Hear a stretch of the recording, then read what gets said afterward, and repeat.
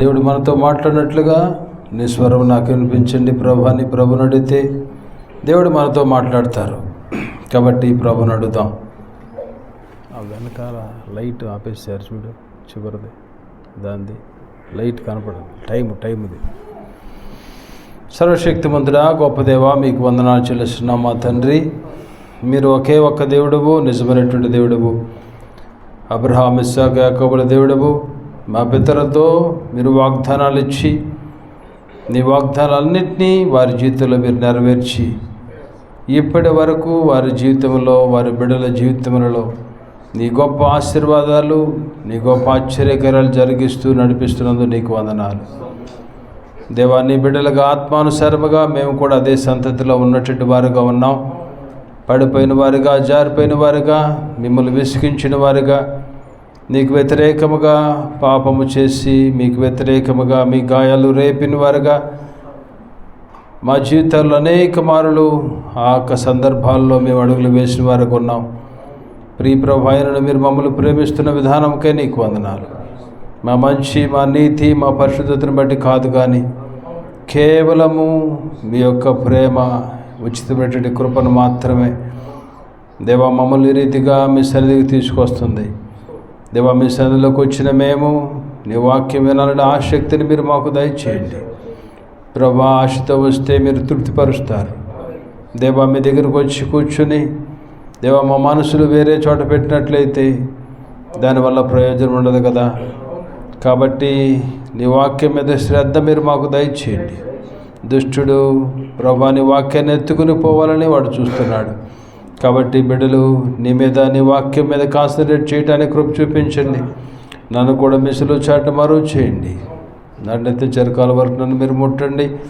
నా శరీరాన్ని, నా ఆత్మను మీకు అప్పచెబుతున్నా. మీరుగా ముట్టి నన్ను బలపరిచి నాతో మాతో మీరు మాట్లాడమని యేసుక్రీస్తు అడుగుచున్నాము తండ్రి, ఆమేన్. దయచేసి కూర్చుందాం.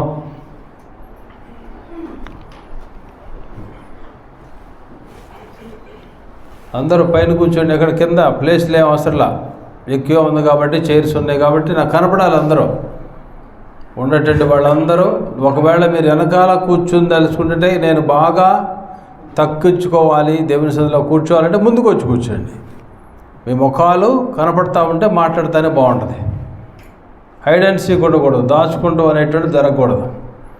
దేవుని సన్నిధికి వచ్చినప్పుడు మనం చక్కగా భయంతో, నమ్రతతో తగ్గించుకుంటూ కూర్చుంటాం మంచిదే. కానీ కింద కూర్చున్నా, దాచుకుని కూర్చుని ఏమవుతామంటే ఫోన్లు వస్తూ ఉంటాయి, ఫోన్లకు వెలుగుతూ ఉంటాం.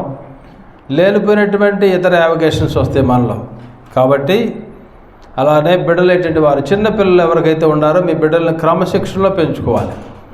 దేవుని సన్నిధికి వచ్చినప్పుడు ఇక్కడెక్కడ నడిపినీయకూడదు. మీరు 2 దెబ్బలు వేసైనా సరే కూర్చోబెట్టుకోవాలి పక్కన.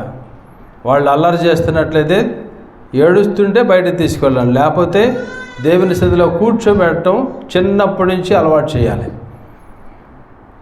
చిన్నప్పటి నుంచి బాలుడు నడవలసిన త్రోవన వాడికి నేర్పు, వాడు వింటాడు.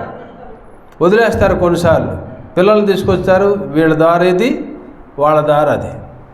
దానితో ఎంతో కాన్సన్ట్రేషను మీకు పోతుంది, చెప్పేటి నాకు పోతుంది. దాని మీదకి వెళ్ళిపోద్ది మనసు.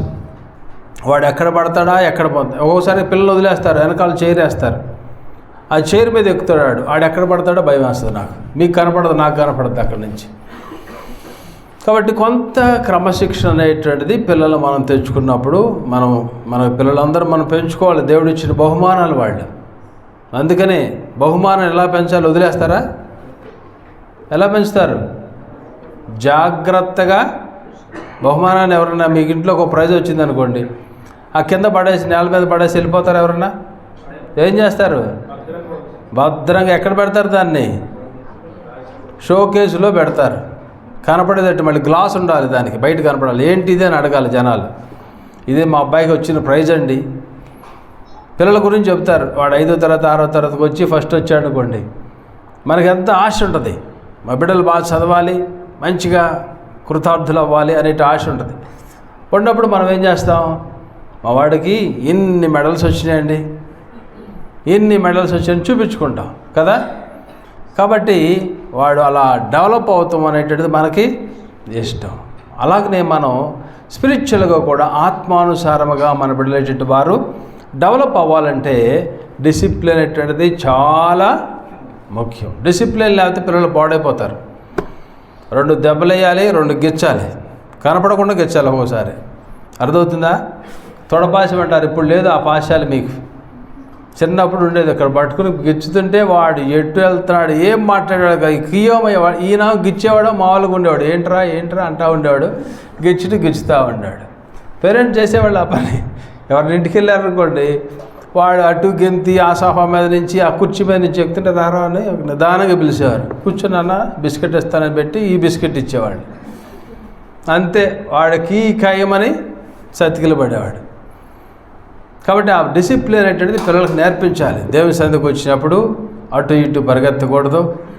అట్లాగనే కొంతమంది ఇక్కడ ఉంటారు, మా దగ్గర ఉన్న పిల్లలు ఏముండదు, ఊరినే బాత్రూమ్ అంటారు, ఇక్కడి నుంచి అటు అక్కడి నుంచి ఇక్కడ. ఇది యేసుప్రభు అడిగాడు ఎవరనే, యోబు టైంలో, యోబు గ్రంథంలో చూస్తాం, ఎక్కడి నుంచి వచ్చావు అంటారు. ఎటు వచ్చిందంట అది? ఇటు ఇటు తిరిగేటువంటిది ఆ ఆత్మ. ఏ ఆత్మది? దురాత్మ పడితే, దురాత్మ మనుషులకు వస్తే స్థిరత్వం ఉండదు, వేవరింగ్ స్పిరిట్ అనమాట. మనసును కూర్చుని అటు తిరిగేటువంటి మనసు వస్తుంది. అంటే మనసు ఇక్కడే కూర్చుంటాం, మనసు అటు తిరుగుతూ ఉంటుంది. అది ఒక ఆత్మలో పనిచేస్తుంది దురాత్మ. అది బాగా పనిచేసినప్పుడు గెరాసీనుల పట్టణంలో ఉంది కదా, ఎవడో దయ్యాలు పట్టినవాడు, వాడు ఎలా తిరుగుతాడో అలా తిరుగుతూ ఉంటారు. ఇది సంత కాదు, ఇది బస్టాండ్ కాదు, రైల్వే స్టేషన్ కాదు. భయం, భక్తి ఉండాలి. దేవుని మనం హానర్ చేసినప్పుడు నీ భయము, నీ భక్తి, దేవుని మీద గౌరవము నిన్ను లేవనెత్తుద్ది. నీ భౌతికంగా నీ స్థితిని దేవుడు లేవనెత్తాడు. నీ భక్తి నువ్వు స్థిరముగా చేస్తే, నువ్వు డిసిప్లిన్లో నువ్వు పెరిగి బిడలేటటువంటి వారిని పెంచితే, బిడలేటటువంటి వారి గురించి నువ్వు ఏమీ ప్రార్థన చేయవసరంలా, ఆటోమేటిక్గా వాళ్ళ మీదకి ఆ దీవెనలు వచ్చేస్తాయి. యోబు అలా చేశాడు. తన బిడ్డలేటటువంటి వారి విషయంలో ప్రార్థన చేశాడు, బలులు అర్పించాడు, భయము భక్తితో పెంచాడు. వారు ఏమైనా తప్పు చేశారేమో అనేటువంటి రీతిలో అలాగున బలులు అర్పించినారా. దూషించరేమో అని పవిత్రపరిచి ఒక్కొక్కరి నిమిత్తము దహన బలులు అర్పించొచ్చారు. ఎప్పుడు ఎంతకాలం చేశాడంట? నిత్యము.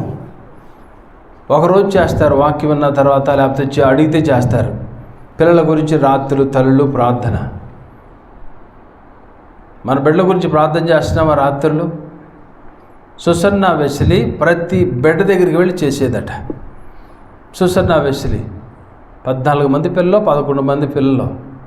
కాబట్టి జాన్ వెస్లీ, స్పర్జన్ భక్తులైనటువంటి వారు అక్కడ లేచినారు, కుటుంబాల్లో నుంచి వచ్చినారు. మా బిడ్డలు దీవించయ్యా, ఆశీర్వదించయ్యా, చదవాలయ్యా, ఉద్యోగాలు చేయాలా, బాగా ధనం సంపాదించి, వీటి గురించి ప్రార్థన చేస్తాం. మా బిడ్డలు జయించేవారిగా, పాపమును జయించేవారిగా, మా బిడ్డలు లోకాన్ని జయించేవారిగా, మా బిడ్డలు ఆత్మలు పట్టేవారిగా మీరు చేయండి ప్రభువా అని మనం ప్రార్థన చేయాలి. ప్రతి ఒక్కరి గురించి అలా ప్రార్థన చేస్తే మన బిడ్డలేటువంటి వారిని దేవుడు లేవనెత్తాడు, వాడుకుంటాడు. ఆస్తి అంతస్తు నువ్వు ఎంత సంపాదించి వారిని సంపాదించే వారిగా నువ్వు చేసి పాడు చేస్తున్నావు. వారిని జాలల వలె తయారు చేయాలి. మనం మనుషులు పట్టేటువంటి జాలలు కాదు, ఎవరిని పట్టాలి? ఆత్మలు పట్టేటువంటి జాలలు. చేపలు పడుతుంటే నువ్వు చేపలు కదయా, ఆత్మలు పట్టేవారుగా నేను చేస్తానని దేవుడు వారిని చేసినాడు. కాబట్టి దేవుని యొక్క బిడ్డలుగా, పేరెంట్స్గా, తల్లిదండ్రులుగా మన బాధ్యత అది. బిడ్డలేటటువంటి వారిని అలా శ్రద్ధతో పెంచి దేవుని సన్నిధిలో క్రమశిక్షణతో పెంచాలి. అప్పుడు వాళ్ళు ఆటోమేటిక్గా దీవించబడతారు. ఆత్మ మీద మనం ఫోకస్ చేసినప్పుడు, ఆత్మానుసరమైనటువంటి జీవితం మీద మనం ఫోకస్ చేసినప్పుడు భౌతికమైనటువంటివి అన్నీ నీకు వస్తాయి, నీ బిడ్డలకు వస్తాయి. నీ భక్తి, నీ నీతి, నీ పరిశుద్ధత వారిని అభివృద్ధిలోకి తీసుకొస్తాయి. అందుకని మారు మనసు పొందేటప్పుడు మనం చేయాల్సింది ఏంటంటే పితరుల యొక్క దోషములను మనము ఒప్పుకోవాలి. అవి మనల్ని బంధిస్తూ ఉంటాయి, అవి మనల్ని దేవుని యొక్క దీవెనలు రాకుండా అడ్డుకుంటూ ఉంటాయి. శాపాలు మన మీదకి తెచ్చేవిగా వారి యొక్క భక్తి విధానం ఉంటుంది. అంటే భక్తి లేనటువంటి వారిని బట్టి మన బిడ్డలేటువంటి వారి మీద శాపాలు వస్తూ ఉంటాయి. వాటి నిమిత్తము ఎక్కువగా ప్రార్థన చేయాలి. ఎస్పెషల్లీ 1-2 తరాలుగా మీ పేరెంట్స్ మారినట్లయితే, మీ పేరెంట్స్ మారి మీకు బిడ్డలు ఉన్నప్పుడు మీరు చేయవలసింది ఏంటంటే మీ పేరెంట్స్ యొక్క తల్లిదండ్రుల యొక్క విగ్రహారాధన, వారి యొక్క పాపములు మీ పేరెంట్స్ మీద పడతాయి, మీ పేరెంట్స్ మీద మీ మీద పడతాయి, మీ వారి మీద నెక్స్ట్ జనరేషన్ మీదకి వస్తాయి. కాబట్టి మనం చేయవలసినటువంటిది ఏంటంటే అరెస్ట్ చేయాలి వాటిని. అంటే మనం భక్తి ప్రార్థన ద్వారా ఆ శాపాలు మా బిడ్డల మీదకి రాకుండా చేయండి ప్రభువా అని మనం ఒప్పుకోవాలి. మరి వాళ్ళు ఏం చేశారుగా తెలియదు కదా, మనకి దొంగతనం చేశారా, మోసాలు చేశారో తెలియదు కదా. వాటిల్ని మనము ప్రభు దగ్గర ఒప్పుకోవాలి. ప్రభువా వాళ్ళు ఏం చేశారో తెలియదు, నీకు వ్యతిరేకముగా విగ్రహారాధనలు ఉన్నారు, నీకు వ్యతిరేకముగా అన్యత్వంలో వాళ్ళు బ్రతికినారు, నిన్ను ఎరగనట్టేటి వారుగా వాళ్ళు జీవించినారు. మా తండ్రి, వారి యొక్క పాపములు యొక్క ప్రతిఫలము, ఆ శాపము మా మీదకి రాకుండా చేయండి, మా బిడ్డల మీదకి రాకుండా చేయండి అని కన్నీరు కార్వాలి. మనం చూడండి, పిరిమిట్ వల్ల బిడ్డల గురించి మనం కన్నీరు కార్చం. వాడికి అనారోగ్యం వస్తే హాస్పిటల్ తీసుకెళ్తాం, కడుపులో నొప్పి అంటే హాస్పిటల్ తీసుకెళ్తాం, ఇంకోటి అంటే ఇంకోటి తీసుకెళ్తాం. మనం చేయవలసింది ఏంటంటే మొట్టమొదటిగానే బిడ్డల గురించి ప్రతి దినము, ప్రభా మా పితరులు ఏం తప్పు చేశారో తెలీదు, మా తల్లిదండ్రులు ఏం తప్పు చేశారో తెలీదు, నేను తప్పు చేశాను అని స్త్రీలు పురుషులు వారికి వారు ఒప్పుకోవాలి. అవి అరెస్ట్ అయిపోతాయి. ఆ పాపములు దేవుడు క్షమించి బిడ్డల మీదకి శాపాలుగా రాకుండా చేస్తారు, అనారోగ్యాలు రాకుండా చేస్తారు. ఆ శాపాలు పడతా ఉంటాయి, మన మీదకి వస్తూ ఉంటాయి, కానీ రాకుండా మన భక్తిని మనం చేసేవారిగా మనం ఉండాలి. కాబట్టి పిల్లల్ని చాలా మనం జాగ్రత్తగా పెంచుకోవాలి. బిడ్డలేటువంటి వారి విషయంలో ప్రార్థన, విజ్ఞాపనలు, మన క్రమశిక్షణ మన బిడ్డలేటువంటి వారికి వెళుతుంది. దానికంటే నువ్వు ఏమేమి అవసరంలే, బిడ్డలకి దేవుణ్ణి ఇస్తే చాలు.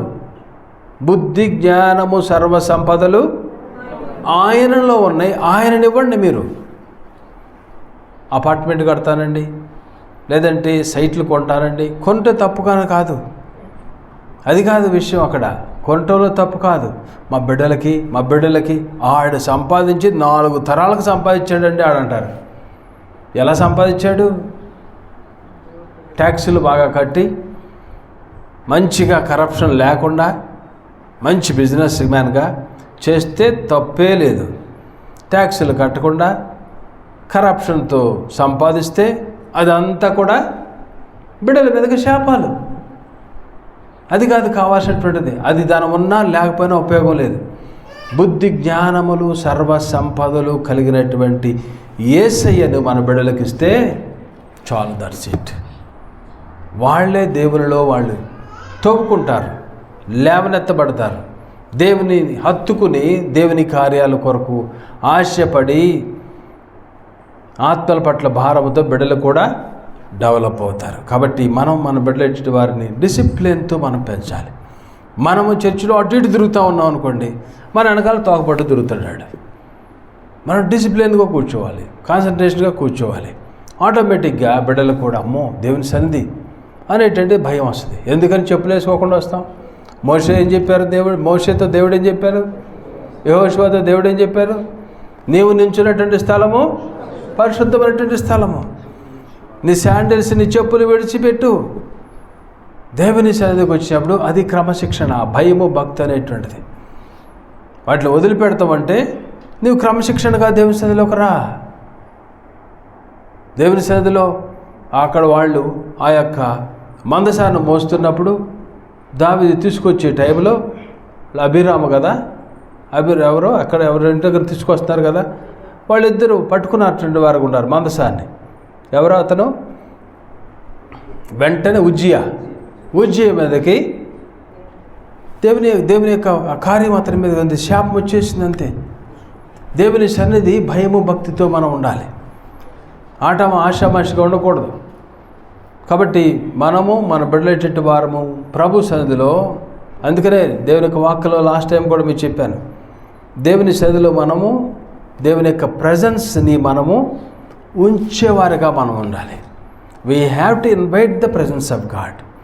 భయముతో భక్తితో కూర్చున్నప్పుడు దేవుని యొక్క సన్నిధి, భయముతో భక్తితో ప్రార్థన చేసినప్పుడు దేవుని యొక్క ఆత్మ మనతో ఉంటుంది.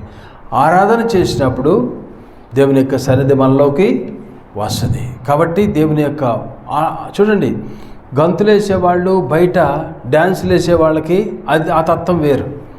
మనం when we are in the presence of God, దేవుని యొక్క సన్నిధిలో ఉన్నప్పుడు దీని యొక్క ఈ స్టైల్ వేరుగా ఉంటుంది, ఆ స్టైలు వేరుగా ఉంటుంది. కాబట్టి మనము చేయవలసినటువంటిది ఏంటంటే దేవుని యొక్క సన్నిధిలో ఉన్నప్పుడు ఆ యొక్క భయము భక్తి, we have to invite the presence of God. దేవుని యొక్క సన్నిధిని మనము ఇన్వైట్ చేసేవారుగా, మనం దేవుని యొక్క సన్నిధిని మనము ఉంచుకునేవారుగా ఉండాలి. దేవుని సన్నిధిలో ఆల్రెడీ డిస్టర్బెన్స్తో ఉంటే దేవుని యొక్క సన్నిధి ఉండదు. కాబట్టి అలాగున మనము కీప్ చేసేవారుగా ఉండాలి. ఈ దినం యెహోషువ గ్రంథం 8వ అధ్యాయంలో దాని గురించి మనం ధ్యానం చేస్తున్నట్లయితే, ఇశ్రాయేలు ప్రేటెడ్ వారు 400 సంవత్సరాలు బానిసలుగా ఉన్న తర్వాత అబ్రహాము, ఇస్సాకు, యాకోబులకు అబ్రహాముకు ముందుగా వాగ్దానం ఇచ్చారు దేవుడు. నీ బిడ్డలేటటువంటి వారికి నేను పాలు తేనెలు ప్రవహించేటువంటి దేశాన్ని, వాగ్దాన భూమిని ఇస్తున్నాను అనేటువంటిది అబ్రహాముకు చెప్పి, ఈ భూమి అనేటువంటిది దానికి ఎల్లలు సరిహద్దులు కూడా దేవుడు వారికి ఇచ్చినారు. సో ఈ ప్రజలటువంటి వారు ఐగుప్తు దేశాన్ని నుంచి బయటకు వస్తూ ఉన్నారు. బయటకు వచ్చిన దగ్గర అక్కడ యోర్దాన్ నది దాటడానికి ముందు షిత్తీము అనేటువంటి ప్లేస్లో వాళ్ళు క్యాంప్ వేశారు, అక్కడ ఆగారు. దాని తర్వాత దేవుడు యోర్దాన్ నదిని దానిని డివైడ్ చేసిన తర్వాత మందసాన్ని మోస్తూ వచ్చినప్పుడు మందసాన్ని మోసేటువంటి లేవెలి యొక్క కాళ్ళు అక్కడ ఉన్నటువంటి నీళ్లను తగలగానే అవి ఎంతో దూరనవి అదాము పొరము దగ్గర ఆగిపోయినాయి. ఎన్ని కిలోమీటర్లు అనుకున్నావు? అది సుమారు 25 కిలోమీటర్లు, 16 మైళ్ళ దూరంలో అది ఆగిపోయింది. ఎందుకు అంత దూరంలో ఆగిపోయింది? అందరూ ఒకేసారి క్రాస్ చేయటానికి, యోర్దాన్ నదిని దాటడానికి దేవుడు అలాగున అంత దూరము. చూడండి దేవుని యొక్క ప్రణాళికలు ఎలాగుంటాయో. మేము దాటుతామంటే చిన్న సందు ఉంటే చాలు అనుకుంటాం. దేవుడు అందరిని ఒకేసారి దాటించడానికి, చక్కగా అలా వచ్చేయటం కోసం దేవుడు అలాగున అంత దూరంగా 16 మైల్స్ దాన్ని అదాము పురం అనేటువంటి దాని దగ్గర అక్కడ బ్రిడ్జ్ కూడా ఉందంట ప్రజెంట్ ఇప్పుడు. సో దేవుడు దాన్ని అలాగున చేసినాడు. అయితే వీళ్ళు వచ్చిన తర్వాత వీరు దాటి గిల్గాల్ అనేటువంటి ప్లేస్లో వాళ్ళు ఉండి యెరికోను ఆక్యుపై చేయబోతున్నారు. యెరికోను ఆక్యుపై చేసే టైంలో దేవుడు యెహోషువతో చెప్పినాడు. ఏం చెప్పాడు? మీరు ఇన్ని రౌండ్లు కొట్టండి. ఎన్ని రౌండ్లు కొట్టమన్నారు? రోజుకి 1, 6 రోజులు, చివరి రోజున 7, చివరి రోజున 7, మొత్తం ఎన్ని రౌండ్లు అవుతాయి? 7, 6, 13 రౌండ్లు. 13 రౌండ్ కొట్టేపాటికి యాజకులు బోర్ల ఊదినప్పుడు ప్రజలు కేకలు వేసినారు, అంటే ప్రార్థనలు చేసినారు. వెంటనే యెరికో పట్టణపు గోడలు కూలిపోయినాయి. ఒక ప్లేస్లో మాత్రము కూలలేదు. ఆ ప్లేస్ అనేటువంటిది బైబిల్ స్కాలర్స్ చెప్పేటువంటిది రాహాబు ఉన్నటువంటి ఇల్లు ఉన్నటువంటి ప్లేస్. రాహాబు యొక్క ఇల్లు కూడా ప్రాకారానికి ఆనుకుని ఉన్నది. ప్రాకారం అంటే ఇది. అక్కడ 2 లేయర్స్ ఉంటాయి. ఒక లేయరు బయట ఉంటుంది, ఒక లేయరు గోడ మధ్యలో ఉంటుంది. సో మధ్యలో ఉన్నటువంటి ప్లేస్లో బాగా ధనవంతులు అయ్యేటువంటి వారు ఉంటారు.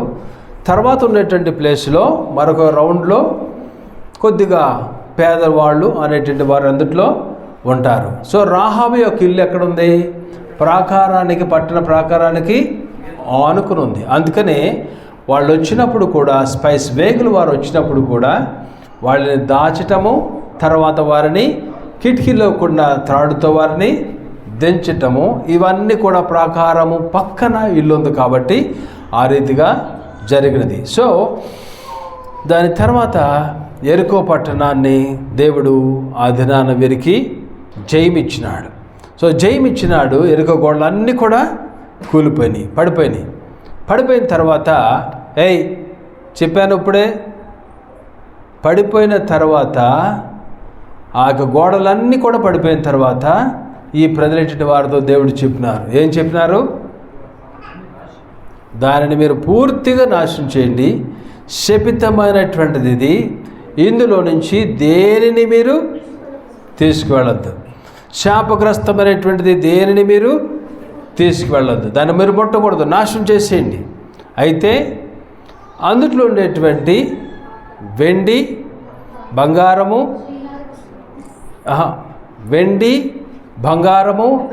ఎత్తడి పాత్రలు ఇలాంటివి ఇనుప పాత్రలు యెహోవా మందిర ధనాగారములో వీటిల్ని పెట్టాలి. యెహోవా మందిరపు ధనాగారములో వీటిల్ని పెట్టాలి. కాబట్టి వాటిల్ని మాత్రమే మీరు తీసుకోండి, వేరే వాటిల్ని మీరు తీసుకోవద్దు. అయితే ఆ టైంలో ఆఖాన్ అనేటువంటి వ్యక్తి ఏం చేసినాడు? ఎవరికీ తెలియకుండా తను ఆ యొక్క శపితమైనటువంటి బంగారాన్ని కొంత తీసుకువెళ్ళి, ఆ షినారు వస్త్రాన్ని దాన్ని తీసుకుని వెళ్ళి ఏం చేసినాడు? తన యొక్క డేరా మధ్యలో దానిని భూమిలో కప్పిపుచ్చుకున్నటువంటి వాడుగా ఉన్నాడు. ఇక్కడ మనం గ్రహించాల్సింది ఏంటంటే, దేవుని నుంచి మనం ఏది దాచలేం. మన పాపము, మన బలహీనత, మన భక్తిహీనత, మన తప్పుడు పనులు దేవుని నుంచి ఎక్కడ కూడా మనము దాచిపెట్టలేం. చివరి వరకు నువ్వు కప్పిపుచ్చొచ్చు, తల్లిదండ్రుల వారి విషయంలో కప్పిపుచ్చొచ్చు, బిడ్డల విషయంలో, తల్లిదండ్రుల విషయంలో, భార్య భర్తల మధ్యన వాటిని మనం కప్పించుకోవచ్చు, ఎవరికి తెలియకుండా మనము దాచుకోవచ్చు, కానీ దాయవచ్చు. కానీ దేవుని నుంచి మాత్రము దాయలేం. దేవుడు సమస్తం ఎరిగినటువంటి దేవుడు.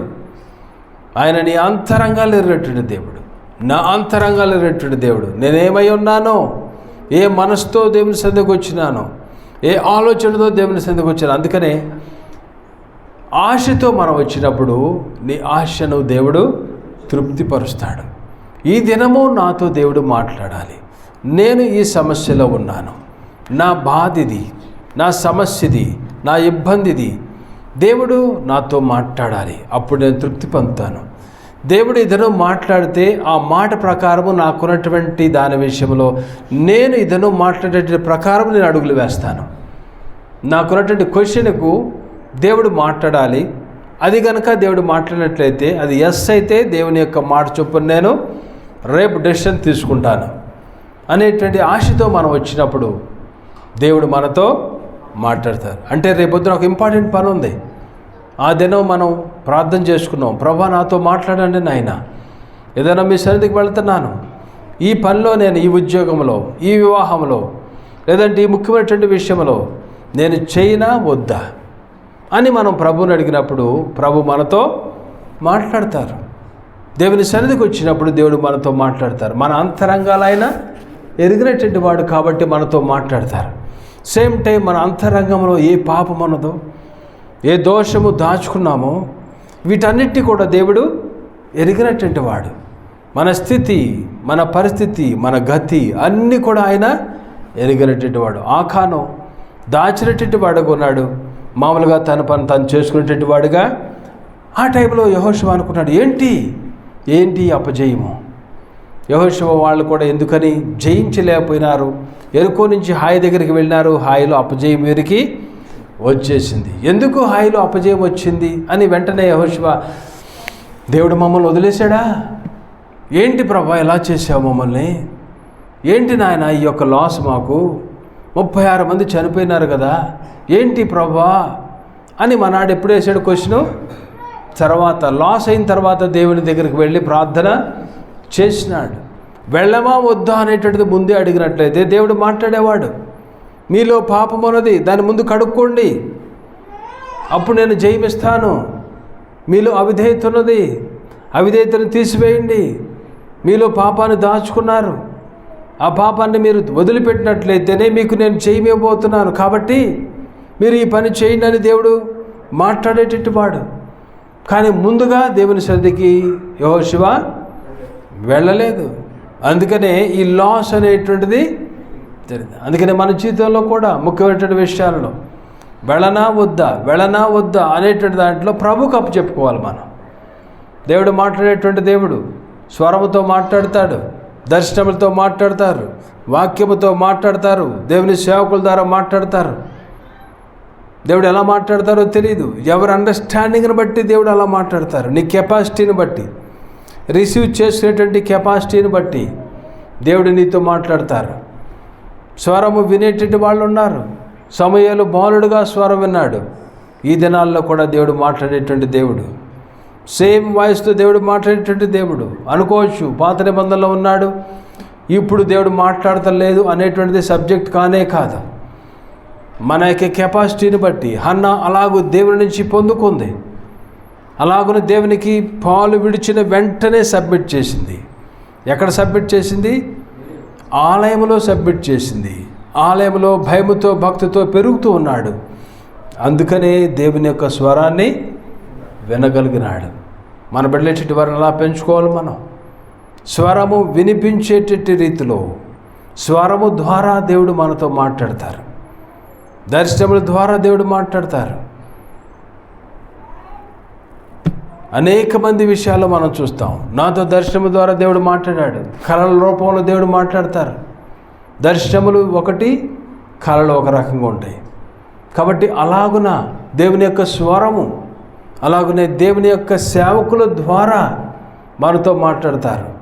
కాబట్టి మనము ఈ ముఖ్యమైనటువంటి విషయాలలో, వివాహములలో, చదువులో, జాబ్స్లో ప్రభు దగ్గరికి వెళ్ళి ప్రార్థన చేసుకోవాలి. ఏం చేయను ప్రభు అని.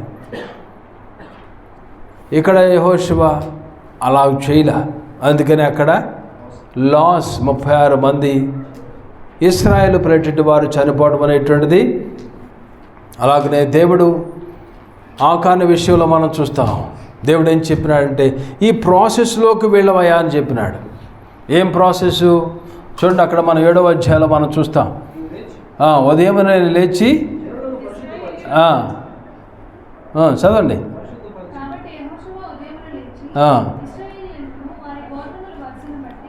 వారి గోత్రముల వరుసను బట్టి దగ్గరకు రప్పించినప్పుడు, అంటే అక్కడ దేవునికి పాళెములో ఇశ్రాయేలులో ఉన్నటువంటి 20-30 లక్షల మందిలో ఎవరు తప్పు చేశారనేటువంటి దేవునికి తెలుసు. కానీ దేవుడు ఆకానుకు ఒక ఛాన్స్ ఇవ్వటం కోసం, ఆకాను ఈ మధ్యలో రిపెంట్ అవుతాడేమో, ఆకాను పాపము నుంచి నేను పాపము చేసినాను, అయ్యో నేనే, నన్ను బట్టే అనేటువంటిది యోనా ఎలాగన్నాడో అలాగనే ఆకాను కూడా అలాగ అంటాడేమో, రిపెంట్ అవుతాడేమో అని టైం అనేటువంటిది ప్రొలాంగ్ చేసినాడు దేవుడు. అక్కడ మీలో ఒకడు పాపం చేశాడు, ఆకాను గాడు ఆడిని తీసుకొచ్చి ఆడిని కొట్టేయండి అని దేవుడు అనొచ్చు.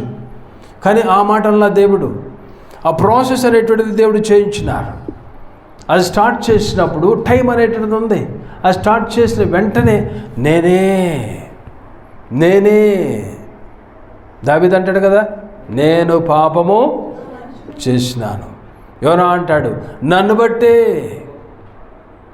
బట్టే ఈ ఉగ్రత, నన్ను బట్టే ఇది జరిగింది, నన్ను ఎత్తి సముద్రంలో పడవేయండి, నన్ను ఎత్తి సముద్రంలో పడవేయండి, నేను కారకుడను. అలాగున ప్రభు దగ్గరికి వెళ్ళినట్లయితే, అలాగున దేవుని సన్నిధికి ఆకాను వెళ్ళినట్లయితే చనిపోయి ఉండేటటువంటి వాడు కాదు. తన కుటుంబానికి శాపముగా అయ్యేటటువంటి వాడు కాదు. ఆకాను, ఆకోరు, ఈ రెండు యొక్క హిబ్రూ యొక్క పదాల యొక్క రూటు ఒకటే, బాధ. ఆకాను, ఆకోరు అక్కడికి తీసుకువెళ్ళి తనని, తన కుటుంబాన్ని అంతటిని ఏం చేశారు? రాళ్లతో కొట్టి చంపేసినారు, ఎరాడికేట్ చేసినారు. శాపం అనేటువంటి దాన్ని పూర్తిగా తొలగించినారు.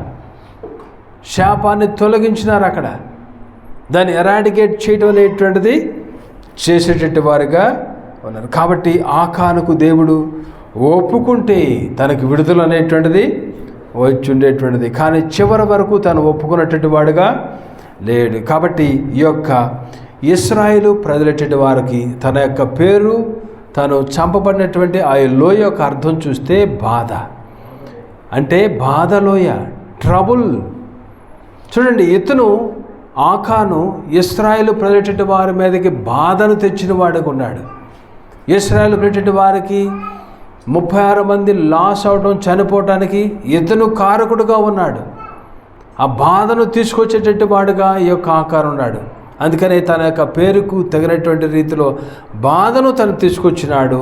తన కుటుంబం మీద కూడా ఆ బాధను తెచ్చుకొని ఆ కోరు లోయలో అతనిని చంపినప్పుడు, ఎరాడికేట్ చేసినప్పుడు వారి మీద ఉన్నటువంటి శాపం అంతా కూడా తొలగిపోయింది. కాబట్టి ప్రియమైన వాళ్ళారా, కొన్నిసార్లు మనము అనుకుంటూ ఉంటాం, ఏంటి జడ్జిమెంట్ ఇలాంటిది, అన్ని రీతిలుగా అన్ని రకాలుగా దేవుడు ఎలా చేస్తాడా, అన్ని సమయాల్లో దేవుడు ఎలాగున్నా తప్పు చేశాడు కాబట్టి ఇలా జరుగుతుందా అనేటువంటిది మనం అనుకుంటూ ఉంటాం. దేవుడు ఎప్పుడు కూడా మనం గ్రహించాల్సింది ఏంటంటే, ఆ సిచ్యువేషన్ బట్టి, ఆ సందర్భాన్ని బట్టి, ఆ పరిస్థితులను బట్టి ఆ పనిష్మెంట్ అనేటువంటిది ఇస్తాడు. ఆ పనిష్మెంట్ అనేటువంటిది ఉంటుంది. మనం చూడండి, ఒకసారి వీరిద్దరు ఉన్నారు, ఎవరు, భార్యాభర్తలు ఇద్దరు, దేవుని దగ్గర అననయ సప్పేరా. అననయ సప్పేరా అనేటువంటి వాళ్ళు ఎందుకు వారి మీదకి ఆ మరణం వచ్చింది? డబ్బులు ఇవ్వలేదనే, డబ్బులు ఇవ్వలేనేటువంటిది కాదు. అక్కడ వారు దేవుని ఆత్మను దుఃఖపెట్టినారు. డబ్బులు అనేటువంటిది ఇక్కడ క్రైటీరియా కాదు. అక్కడ అబద్ధము ఆడి దేవుని ఆత్మ బలముగా అక్కడ ఉంది. పరిశుద్ధాత్ముని వాళ్ళు ఏం చేసినారు? బాధ పెట్టేటట్టు వారికి ఉన్నారు. Grieve not the Holy Spirit. పరిశుద్ధాత్మను దుఃఖ పెట్టకూడదు మనం. అక్కడ అబద్ధం అనేటువంటిది ముఖ్యమైనటువంటి విషయం. అక్కడ డబ్బు అనేటువంటిది కాదు. ఆ సేమ్ వేలో మనము దేవునికి డబ్బులు ఇవ్వకపోతే దేవుడి శాపాలు ఇస్తాడా? అలా అనేటువంటిది కాదు. అలా కాదు. మా అక్కడ సబ్జెక్ట్ ఏంటంటే మన అంతరంగము, మనం ఏం చేస్తున్నాం, మన పరిస్థితి ఏంటి, అది దేవుడు చూసేటువంటి వాడు. నీకు ఉండి కూడా నువ్వు అబద్ధం ఆడి దేవునికి ఇవ్వనప్పుడు అది డిస్టర్బెన్స్, అది నీ జీవితంలో కలుగుతుంది. నీకు లేనప్పుడు దేవుడు మరొక దగ్గర నీకు సహాయం చేస్తాడు. నువ్వు ఉంచుకొని దేవునికి ఇవ్వాలటువంటిది మనం ఇవ్వకపోతే, నీ బిడ్డలు కలిగినారు, నువ్వు సబ్మిట్ చేసుకోవాలి దేవునికి. వారిని దేవుని బిడ్డలుగా నువ్వు పెంచాలి. దేవుని రాజ్యము వారి ద్వారా నువ్వు కట్టించాలి. నువ్వు అలా చేయనట్లయితే దాని విషయంలో నీవు రెస్పాన్సిబిలిటీ, ఒక తండ్రిగా, ఒక తల్లిగా, మీ బిడ్డల విషయంలో దాని రెస్పాన్సిబిలిటీ మీదే. బిడ్డలేటి వారిని దేవునికి అప్పగించాలి. మనం దేవుని కొరకు మనం పెంచాలి. దేవుని పని కొరకు మనం పెంచేవారిగా, ట్రైన్ అప్ యువర్ చైల్డ్, చిన్నప్పటి నుంచే వారిని ట్రైన్ చేసేవారిగా మనము ఉండాలి. అది నీ రెస్పాన్సిబిలిటీ. కాబట్టి దాని విషయంలో నువ్వు అజ్ఞానముగా ప్రవర్తించినట్లయితే దానిని నీవే కోస్తావు. కాబట్టి దాని విషయంలో జ్ఞాపకం గ్రహించేటటువంటి వారిగా మనము ఉండాలి. ఎన్నిసార్లు అయినా సరే ప్రియమైన వాళ్ళారా, వాక్యం వినేటువంటి మనం ఏంటంటే కొన్నిసార్లు వింటాం వదిలేస్తాం. అలా ఉండకూడదు. వాక్యము దేవుడు మనతో మాట్లాడినప్పుడు మన హృదయంలో అది పడాలి. దాని ప్రకారము మనం డెసిషన్ అనేటువంటిది మనము తీసుకునేటువంటి వారిగా మనము ఉండాలి. అయితే ఈ ప్రజలటువంటి వారిలో మనం ఇక్కడ ఏం చూస్తున్నామంటే, ఈ 7వ అధ్యాయంలోనే మనం ఒక కాంట్రాస్ట్ అనేటువంటిది, వ్యత్యాసం అనేటువంటిది చూస్తాం.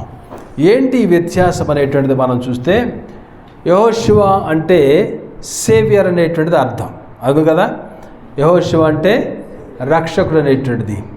యెహోషువ ఒక సేవియర్గా ఉన్నప్పుడు అతని దగ్గర ఉన్నటువంటి ఒక ఇశ్రాయేలు ప్రజల్లో ఒకడికి ఉన్నటువంటి ఆకాను మీదకు శాపము వచ్చింది. అయితే ఆకాను మీదకు వచ్చేటువంటి శాపము మునుబట్టి దేవుడు చెప్పినాడు, ఇతను ఈ తప్పు చేసినాడు, ఈ పాపము చేసినాడు, కాబట్టి ఇతనిని మీరు పూర్తిగా ఎరాడికేటు తొలగించి వేయాలి అని చెప్పినారు. యెహోషువ అంటే అర్థము సేవియర్, రక్షకుడు. పాత నిబంధనలో ఉన్నటువంటి యెహోషువ ఈ యొక్క ఆకాను తప్పును బట్టి ఆకానును రాళ్లతో కొట్టించి ఆకోరు లోయలో దేవుని యొక్క మాట చొప్పున చంపించిన వాడిగా ఉన్నాడు. కొత్త నిబంధనలో సేవ్యర్గా ఉన్నటువంటి యేసయ్య ఆయన ఈ లోకానికి వచ్చి even though we have sinned against him, మనం ఆయనకు వ్యతిరేకముగా పాపము చేసిన వారైనా సరే మనల్ని శపించడానికి యేసు ప్రభువు రాళ్లతో కొట్టడానికి మన నిమిత్తము మన పాపముల నిమిత్తము ప్రాయశ్చిత్త బలిగా ఆ శిలువ మీద ఆయన ఎక్కి మనం నిలబడాల్సినటువంటి స్థానంలో ఆయన నిలబడి మన నిమిత్తము మన స్థానములో మనల్ని నిలబడి మనల్ని రక్షించటానికి యేసు ప్రభువారు వచ్చినారు. పాత నిబంధనలు ఉన్నటువంటి ఆ యెహోషువ దేవుని మాట చొప్పున అతన్ని ఎరాడికేట్ చేసే విషయంలో రాళ్లతో కొట్టి చంపినాడు. కొత్త నిబంధన ఉన్నటువంటి సేవ్యర్గా ఉన్నటువంటి యేసు ప్రభువారు ఈవెన్ దో మనము తప్పు చేసినా ఆయన దానిని మోస్తూ, ఆ పాపాన్ని ఆయన మోస్తూ మనల్ని రక్షించడం కొరకు యేసుక్రీస్తు ప్రభువారు వచ్చినటువంటి వారిగా ఉన్నారు. కాబట్టి ఈ విషయంలో మనము యేసు ప్రభువారు రక్షిస్తారు కదా అనేటువంటి విషయంలో మనము ఎరిగి పాపము చేసేటువంటి వారిగా ఎలా అనగా కృప విస్తరిస్తుందని పాపమునందు నిలిచి ఉందమా. కృప ఉంది, యేసు ప్రభువారు ఉన్నారు కాబట్టి పాపములో కొనసాగొచ్చు అనేటువంటి రీతిలో మనము కొనసాగేటువంటి వారిగా మనము ఉండకూడదు. కాబట్టి ఏంటంటే మనము గ్రహించాల్సినటువంటిది ఏంటంటే యేసు ప్రభువారు క్షమించేటువంటి దేవుడు. ఆ పాత నిబంధనలు ఉన్నటువంటి ఆ టైంలో ఆ రక్షకుడుగా వారిని లీడ్ చేసేటువంటి యెహోషువ ఆ దినాల్లో పాత నిబంధనల వాక్యానుసారముగా పాపం ఉంటే జయం అనేటువంటిది రాదు. అంటే ఈ దినాల్లో పాపం ఉంటే జయం వస్తుంది అనేటువంటిది కాదు. అప్పుడేంటో ఇప్పుడదే. కానీ ఆ దినాల్లో ఆ పాపం చేసినట్టు వాడిని వెంటనే చంపివేసినారు. కానీ ఈ దినాల్లో ఏంటంటే మనందరి నిమిత్తము ఆయన బలిగా ఆయన అర్పించబడినటువంటి వాడు కాబట్టి మనము ఆయన దగ్గరికి వెళితే మన పాపాలకు క్షమాపణ అనేటువంటిది దొరుకుతుంది. 8వ అధ్యాయంలో కనుక మనం చూసినట్టయితే మొట్టమొదటి వచనంలో మనం చూద్దాం. ఒక మాట చదవండి అక్కడ. భయపడకము, జడియకము, యుద్ధ సన్నద్ధులైన వారందరినీ తోడుకొని ఆయన మీదకి పొమ్ము. చూడుము, హాయి రాజును అతని జనులను పట్టణమును అతని దేశమును నీ చేతికి అప్పగించున్నాను. ఎరుకోకును దాని రాజులకు ఏమి చేసేదివో హాయికును దాని రాజుకును చేసేదవు. అయితే సొమ్మును పశువులను మీరు కొల్లగా. ఇక్కడ చూడండి, ఒక్క విషయం గ్రహించాల్సింది. ఆ దినము గనక దేవుడు చెప్పినాడు యెరికో పట్టణము శాపగ్రస్తమైనటువంటిది, అందుట్లో మీరు ఏది కూడా తీసుకోవద్దు. ఆ మాట కనుక ఆకాను లోబడినట్లయితే, విధేయత చూపించినట్లయితే అక్కడ తీసుకోవద్దన్నాడు దేవుడు. హాయిని మీరు కొల్ల సొమ్ముగా దోచుకోండి అన్నాడు. ఆ దినాన దేవుని యొక్క మాటకు విధేయత చూపిస్తే, కొన్ని రోజులు ఆగుంటే తన ప్రాణాన్ని తను రక్షించుకునేవాడు, తన కుటుంబాన్ని తను రక్షించుకునేవాడు, 36 మందిని రక్షించేవాడు. ఇశ్రాయేలు ప్రజల మీదకి ఒక స్టాంపుగా వీరికి ఒక అపజయం వచ్చింది హాయిలో అనేటువంటిది రాకుండా, ఆ నింద తన మీదకి రాకుండా అతను కాల్చుకునేటువంటి వాడు. కాబట్టి మనము భక్తి చేయటువంటి మనము కొన్నిసార్లు వెయిట్ అండ్ సీ. చాలాసార్లు మనం త్వరపడతాం, రావటం లేదు. వెయిట్ చేయాలి. మనం దేవుని సన్నిధిలో కూర్చోవాలి. వెయిట్ చేసినప్పుడు, ప్రభు సన్నిధిలో కూర్చున్నప్పుడు దేవుడు అక్కడ వద్దన్నాడు. ఎందుకు వద్దన్నాడు? దానివల్ల మీకు శాపము. హీ నోస్, దేవునికి తెలుసు అవి శాపగ్రస్తమైనటువంటి వాటిని మీరు తీసుకోవద్దు. అదే టైంలో కనుక దేవుడు యెరికోలో మీరు తీసుకోవద్దు, నేను మరలా ఇంకో పట్టణం వస్తున్నాను, అందుట్లో కనుక మీరు తీసుకోవచ్చు అనేటువంటిది అప్పుడే చెప్తే మనాడు ఆగేవాడు. కానీ దేవునికి తెలుసు, దేవునికి అన్నీ తెలుసు, ఎప్పుడు ఏం చెప్పాలని దేవుడు ఆ రీతిగా తనకు చెప్పినాడు. అంటే మనకి ఫ్రీ విల్ అనేటువంటి దేవుడు ఇచ్చినాడు. ఏది చెయ్యాలి, ఏది చేయకూడదు దేవుడు చెప్తున్నారు, మీ ఇష్టం. ఆ టైంలో దేవుడు చెప్పినాడు, దానిని మీరు టచ్ చేయకూడదు. యెరికోలో ఉండేటువంటిది ఏది కూడా ముట్టుకోవద్దు. అక్కడ కనుక తను మాట వినుంటే ఎంత క్షేమం. అందుకని దేవునికి వాక్యం చెప్తాం, చూస్తాం, మాట వినుట శ్రేష్టం. మాట వినటం నేర్చుకోవాలి. మనం ఎదురు తిరగటం ఉండకూడదు. మనకి కొంతమంది ప్రతిదానికి ఎదురు మాట్లాడతారు, ప్రతి చిన్న మాటకి నెగిటివ్లోనే వాడతారు. నెగిటివ్. అసలు ఇతను పెద్దాడు, ఈ అమ్మాయి పెద్ద అమ్మాయి, ఎక్స్పీరియన్స్డ్ పర్సను, మా అమ్మకి తెలుసు, మా తండ్రికి తెలుసు, వాళ్ళ మాటలు విందాం, అది మనకు మేలు కదా, శ్రేయస్కరం కదా అనేటువంటిది ఆశ ఉండదు, ఆ మాట ఆలోచన ఉండదు, మాట వినేటువంటి మనస్తత్వం ఉండదు చాలామందికి. ఎప్పుడు చూసినా నెగిటివ్గానే, మనం ఒకటి చెప్తే ఇంకో రూట్లో వెళ్తారు కొంతమంది.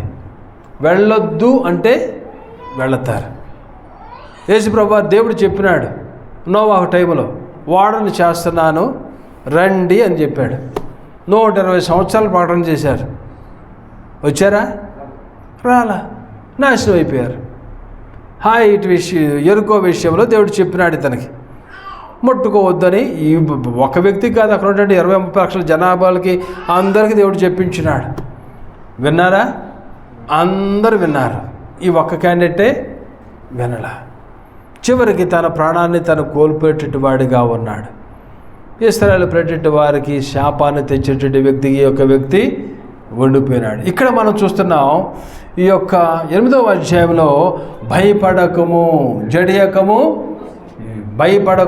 భయపడాల్సిన వద్దు, జడియాల్సినటువంటి అవసరము లేదు. భయపడద్దు, జడియొద్దు నువ్వు.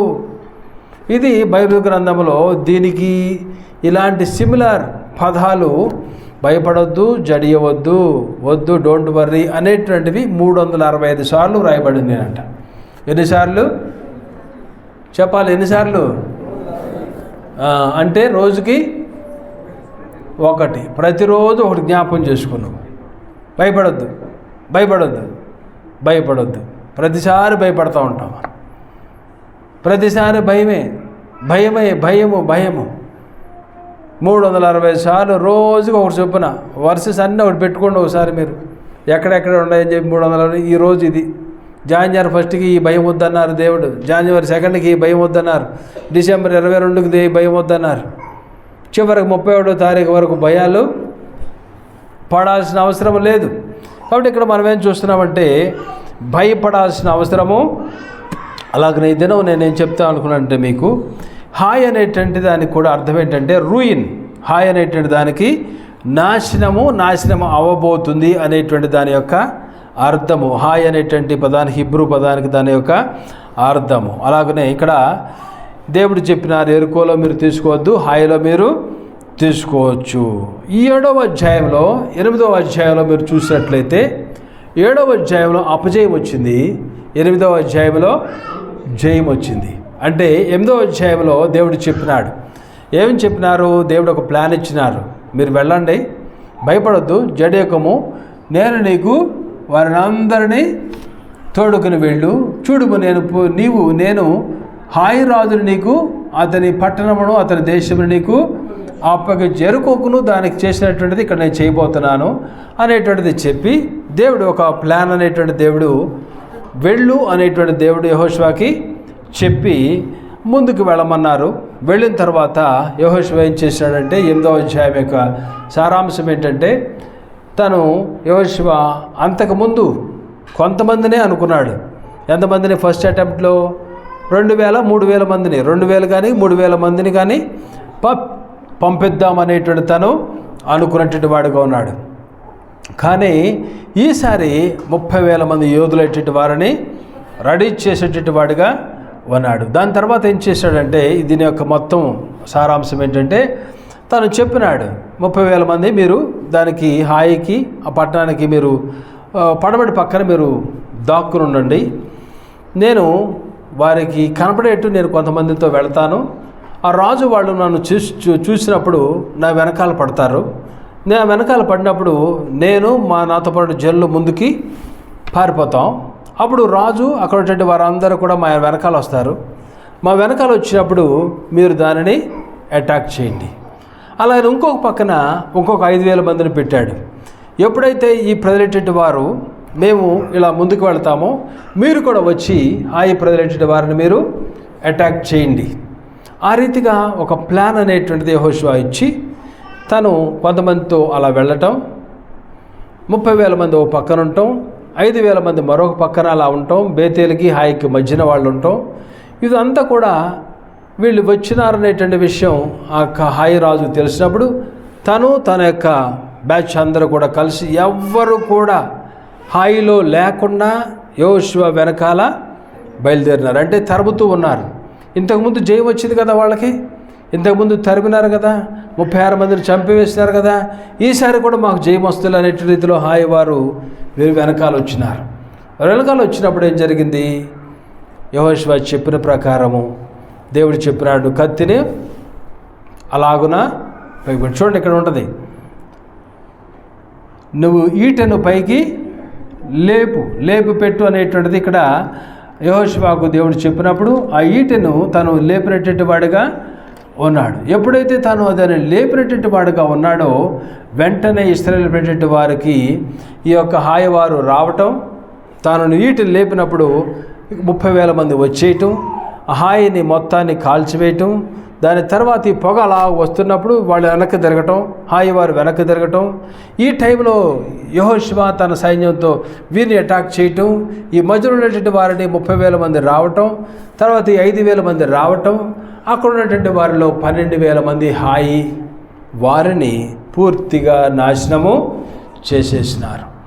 తర్వాత మనం చూస్తాం ఈ యొక్క 8వ అధ్యాయంలో జరిగినటువంటిది ఏంటంటే, ఈ రీతిగా 12,000 మంది చనిపోయిన తర్వాత ఇక్కడ ఆ రాజును తీసుకువెళ్ళి అతను మ్రాను మీద అతను విరలాడదీయటం అనేటువంటిది. దాని తర్వాత మోషే ధర్మశాస్త్ర గ్రంథంలో రాయబడిన ప్రకారము యెహోషువ సేవకుడైన మోషే ఇశ్రాయేలుకు ఆజ్ఞాపించినట్లు వాటన్నిటిని అక్కడ బలిపీఠం అర్పించటం, దాని తర్వాత దేవుని స్తుతించడం అనేటువంటిది, దేవుని యొక్క వాక్యాన్ని చదివి ఇశ్రాయేలు పెట్టే వారందరూ కూడా ధర్మశాస్త్రాన్ని యెహోషువ వినిపించడం అనేటువంటిది దీని యొక్క సారాంశము. అయితే ఇక్కడ మనం ఏం చూస్తున్నామంటే 7వ అధ్యాయంలో అపజయం వచ్చింది, 8వ అధ్యాయంలో జయం వచ్చింది. ఏంటి కారణము అపజయానికి జయానికి? ఏంటి దేనివల్ల వచ్చిందంటే దాచబడినటువంటి పాపము, డిజోబీడియన్స్, లోబడకుండా దాన్ని దొంగిలించి దాచినాడు. కాబట్టి ఇతని మీద ఇశ్రాయేలు మీదకు అపజయం అనేటువంటిది వచ్చింది. 8వ అధ్యాయంలో దేవుని మాటకు విధేయత చూపించినారు కాబట్టి వాళ్ళ యొక్క ఒబీడియన్స్ను బట్టి దేవుడు వారికి జయాన్ని అక్కడ ఇచ్చినాడు. అవిధేయతను బట్టి విల్ఫుల్గా అంటే ఉద్దేశపూర్వకంగా మనం ఒకసారి డిజోబీడియంట్ అవుతాం. ఇష్టపూర్వకంగా ఉద్దేశపూర్వకంగా లోబడనటువంటి జనాంగముగా అవుతాం. మనం ఏమవుతులే అనేటువంటి రీతిలో తెలిసి కూడా మనం తప్పు చేసేవారుగా, విల్ఫుల్ డిజోబీడియన్స్ అనేటువంటి దాన్ని బట్టి విల్ఫుల్ తెలిసి కూడా మనము చేసేటటువంటి వారుగా మనము చాలాసార్లు జరిగేటది అదే. చెయ్యకూడనటువంటి వాటిని తెలిసి వాటిని మనం చేసేవారుగా ఉంటాం. దానివల్ల అపజయాలకు మనము కారకులుగా ఉంటాం. అందుకనే మనము ఉద్దేశపూర్వకముగా ఈ యొక్క ఆకాను దొంగిలించినాడు. ఉద్దేశపూర్వకముగా మనము పాపము చేసేటట్టు వారుగా ఉండకూడదు. 8వ అధ్యాయంలో వాళ్ళు రిపెంట్ అయినారు, అతను తీసివేసినారు, పాపము పాళెములో నుంచి బయటికి వెళ్ళిపోయింది. కాబట్టి ఒబీడియన్స్ని బట్టి దేవుడు వీరికి జయాన్ని ఇచ్చినారు. అలాగనే మరొక వ్యత్యాసం ఏం చూస్తామంటే, వీరు నేను నా వలన మా వలన అనేటువంటి రీతిలో జయము పొందుతాం అనేటువంటి రీతిలో ఈ యొక్క యెహోషువతో పాటు వాళ్ళు ముందుకి వెళ్ళిపోయినారు. అందుకనే వారికి అపజయం అనేటువంటిది వచ్చింది. గత వారం చెప్పుకున్నాం. అయితే 8వ అధ్యాయంలో దేవుడు నువ్వు వెళ్ళు అనేటువంటి దేవుడు అక్కడ చెప్పినాడు. 8వ అధ్యాయంలో దేవుడు మొట్టమొదటి నువ్వు భయపడద్దు జడియకము అనేటువంటి దాంతో దేవుడు చెప్పి వారిని ముందుకి పంపించారు. అంటే వీరు పూర్తిగా దేవుని మీద ఆధారపడినారు. మన జీవితంలో కూడా ప్రియమైన వాళ్ళరా, దేవుని మీద ఆధారపడకుండా నేను నా వల్ల నేను చేయగలుగుతానంటే అపజయము. దేవుడు నా పక్షాన ఉన్నాడు, యుద్ధం యెహోవాది, నా దేవుని పేరిట నేను యుద్ధాన్ని చేస్తున్నాను, నా దేవుడు నాకు జయమిస్తాడు అనేటువంటి రీతిలో మనం వెళ్ళినామంటే దేవుని యొక్క జయాన్ని మనము పొందుకుంటాం. ఎల్లప్పుడూ కూడా దేవుడు చూడండి, మనం ఏంటంటే మన మీద మనం ఆధారపడకుండా దేవుని మీదే ఎల్లప్పుడూ కూడా ఆధారపడి ఏ సర్కమ్స్టాన్స్లో అయినా సరే, ఏ సిచ్యువేషన్లో అయినా సరే, అది చిన్న వరకు పెద్ద వరకు, చిన్నదైనా పెద్దదైనా అన్ని విషయాల్లో ప్రభు మీద మనం ఆధారపడాలి. అందుకనే దానియేలు గారు కర్చీఫ్ విషయంలో కూడా ప్రార్థన చేసి తీసుకుంటే చాలా కాలం మన్నిగ్గా ఉందంట. అది తన స్నేహితుడు కర్చీఫ్ ఏముందలే అనుకున్నాడు. ఇది కొన్ని సంవత్సరాలు దాన్ని దాచుకున్నాడు ఈయన దానియేలు గారు. దీనిని ఎప్పుడు పోయిందో కూడా తెలియదు ఆయనకి. అంటే చిన్న విషయంలో దేవుడు చెప్పినాడు, మీరు ఈ రూట్లో నుంచి వెళ్ళొద్దు అని దేవుడు చెప్పినాడు. ఆ రూట్లో ఏం వెళ్తాం, అవతల నుంచి వెళ్తే 2 కిలోమీటర్ల దూరం అనేటువంటి రీతిలో దానియేలు గారు ఏం చేశారంటే, దేవుడు చెప్పినారు కాబట్టి 2 కిలోమీటర్ల దూరమైనా అటే వెళతాను అని డిసైడ్ అయినారు. తన ఫ్రెండ్ ఏం చేశాడంటే, అందరూ ఎవరు నడుస్తాడులే, స్కూల్కి వెళ్ళాలంటే షార్ట్ కట్లో వెళ్ళిపోతాంలే. దేవుడు అప్పటికి చెప్పినాడు. దేవుని మాట అతను దేవుని మాట అతను వెళ్ళలేదు కాబట్టి అక్కడ వ్యభిచార గృహం ఉంది, ఆ పాపంలో అతను పడిపోయినాడు. 2 కిలోమీటర్ల దూరం అయినా సరే దేవుని మాటకు విన్నాడు కాబట్టి అనేక మందికి ఈ దినం ఒక సహవాసంగా, అనేక మందిని దేవుని వైపు త్రిప్పేటువంటి సహవాసానికి ఫౌండర్గా ఆయన ఉండగలిగినారు. చిన్న విషయాలలో కూడా ప్రియమైన వాళ్ళారా, మనము దేవుని యొక్క చిత్తాన్ని చేసేవారిగా మనం ఉండాలి. చాలాసార్లు మన స్వార్థంతో ఆలోచనలు వేస్తూ ఉంటాం. స్వార్థముతో మనం స్వార్థపూర్వకంగా మనం ఆలోచన చేస్తూ ఉంటాం. భార్యాభర్తలు ఉన్నారనుకోండి, డిస్కషన్లో స్వార్థం చూస్తూ ఉంటారు. ఒక్కోసారి ఇక్కడ ఉంటే బాగుంటుంది, అక్కడికి వెళ్తే బాగుంటుంది, ఆ ఉద్యోగానికి వెళ్తే బాగుంటుంది, ఈ ఉద్యోగానికి వెళ్తే, లేదంటే ఈ యొక్క మ్యాచ్కి వెళ్తే బాగుంటుంది, కుమారుడికి ఈ అమ్మాయిని ఇద్దాం, కుమార్తెకి ఈ అమ్మాయి ఇద్దాం. ఆ విషయాల్లో కూడా స్వార్థాలు వస్తూ ఉంటాయి. వీటన్నిటి విషయంలో మనకి లాస్. స్వార్థము కాదు అక్కడ కావాల్సినటువంటిది ఏంటంటే, ప్రభు చిత్తమా కాదా? దేవుని చిత్తమైతే, ప్రభు మీరు నాకు తెలియచేయండి అని మనం ప్రభు దగ్గర మనం ప్రార్థన చేసుకుంటే దేవుడు మనతో మాట్లాడతారు. నీ హృదయంలో నువ్వు ప్రార్థన చేసినప్పుడు నీకు ఒక నెమ్మది వస్తుంది. ప్రార్థన చేసినప్పుడు వాక్యము ద్వారా దేవుడు మాట్లాడతారు, దర్శనముల ద్వారా దేవుడు నీతో మాట్లాడతారు.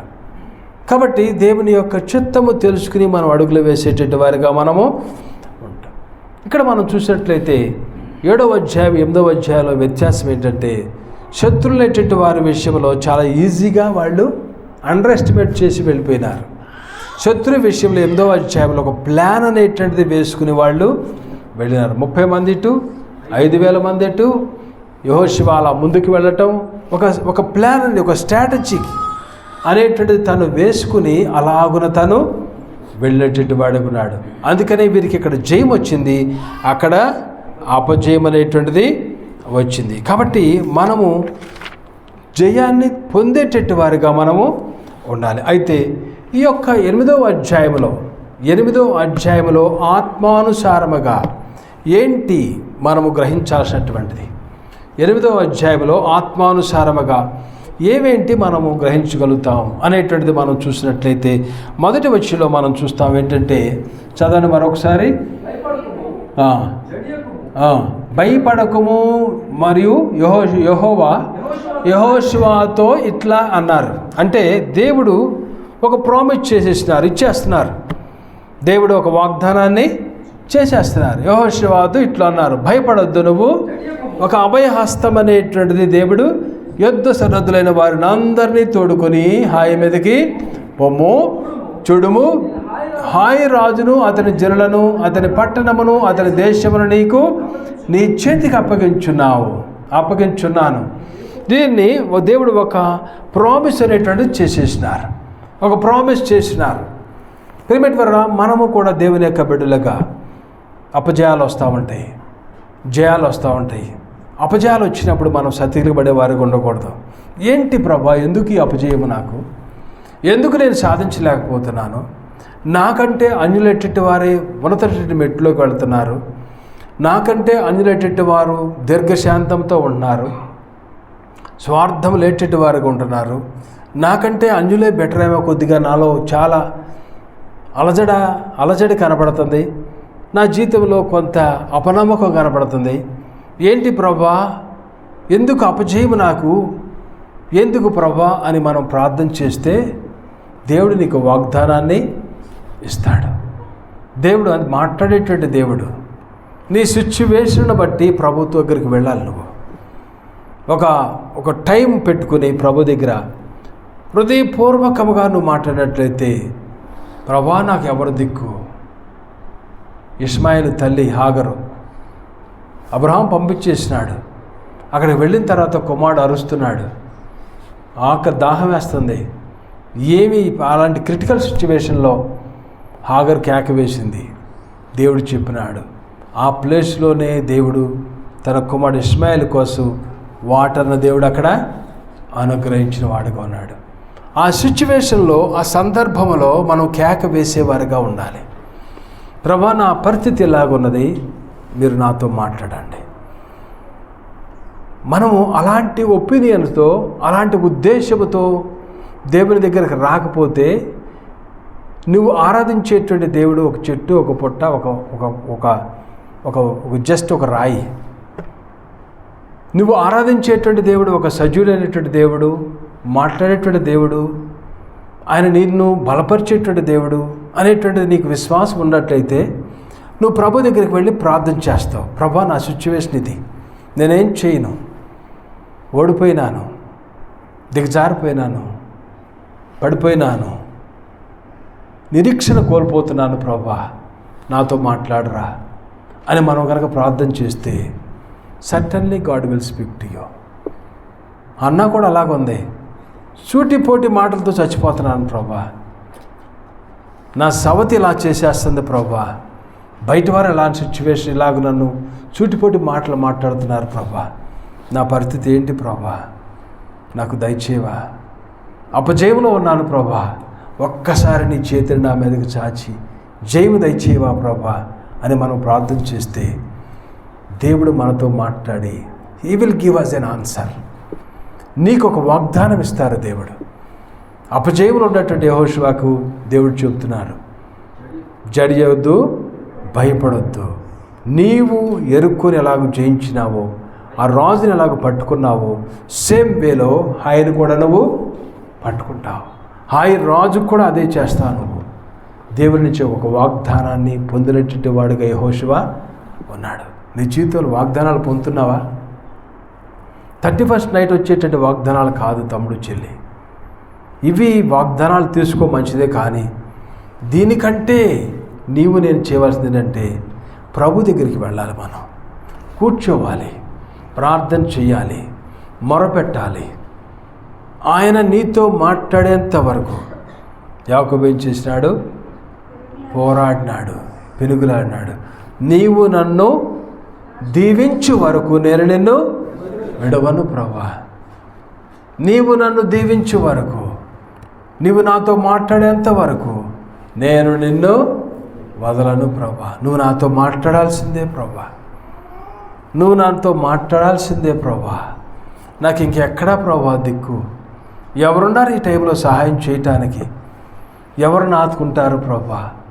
నువ్వు చెప్పినావు కదా ప్రభా, మనుషులను నమ్ముకుంటాం కంటే యెహోవాను ఆశ్రయించటం మేలని చెప్పినారు కదా. కొందరు రథములు, కొందరు గుర్రాల మీద, వాటి మీద అతిశయిస్తారని చెప్పారు కదా. నాయనా, మేమైతే, మా పితరులైతే నిన్ను బట్టి ఆశ్రయించినారు కదా. ఈ దినము నీ దగ్గరికి వచ్చినాం ప్రభా. ఎప్పుడైనా అలా ప్రార్థన చేసావా? నీ ప్రార్థన ఆత్మ తగ్గిపోయిందేమో, మొరపెట్టే ఆత్మను నువ్వు కోల్పోతున్నావేమో, ప్రభు దగ్గర ప్రార్థన చేయలేకపోతున్నావేమో. లోకం బాగా పట్టేసుకుంది, నీ ఫోన్లు నిన్ను బాగా పట్టేసుకున్నాయి. నీ కల్చరు, నీ విధానం, నీ పద్ధతులు, నీ స్నేహితులు, నీకుండేటువంటి సర్కమ్స్టాన్సెస్ అన్నీ కూడా ప్రార్థన లేనటువంటి వాడినిగా నేను చేసేస్తున్నాయేమో. అందులో నుంచి నువ్వు అలాను బయటికి రావాలి. లేకపోయినట్లయితే నీ పరిస్థితి నువ్వు ఎక్కడుంటావు అక్కడే ఉంటావు. జయాలు నువ్వు చూడలేవు. అయ్యో ప్రభువా అంటారు కదా భక్తుడు, వీరి దేవుడు ఏమాయనో. చాలాసార్లు మన జీవితంలో మనం లోకానికి అలాంటి వారిగా కనపడతాం. క్రైస్తవులుగా చెప్పుకుంటాం, కానీ వీరి దేవుడు ఏమాయనో అనేటువంటి రీతిలోనే మనం బ్రతుకుంటూ ఉంటుంది. జయాలు లేనటువంటి వారిగా అపజయాలతోనే ఉంటున్నాం. బయటికి పొక్కట్లా మనం ఆత్మానుసారంగా నువ్వు జయాలు చూడటంలా.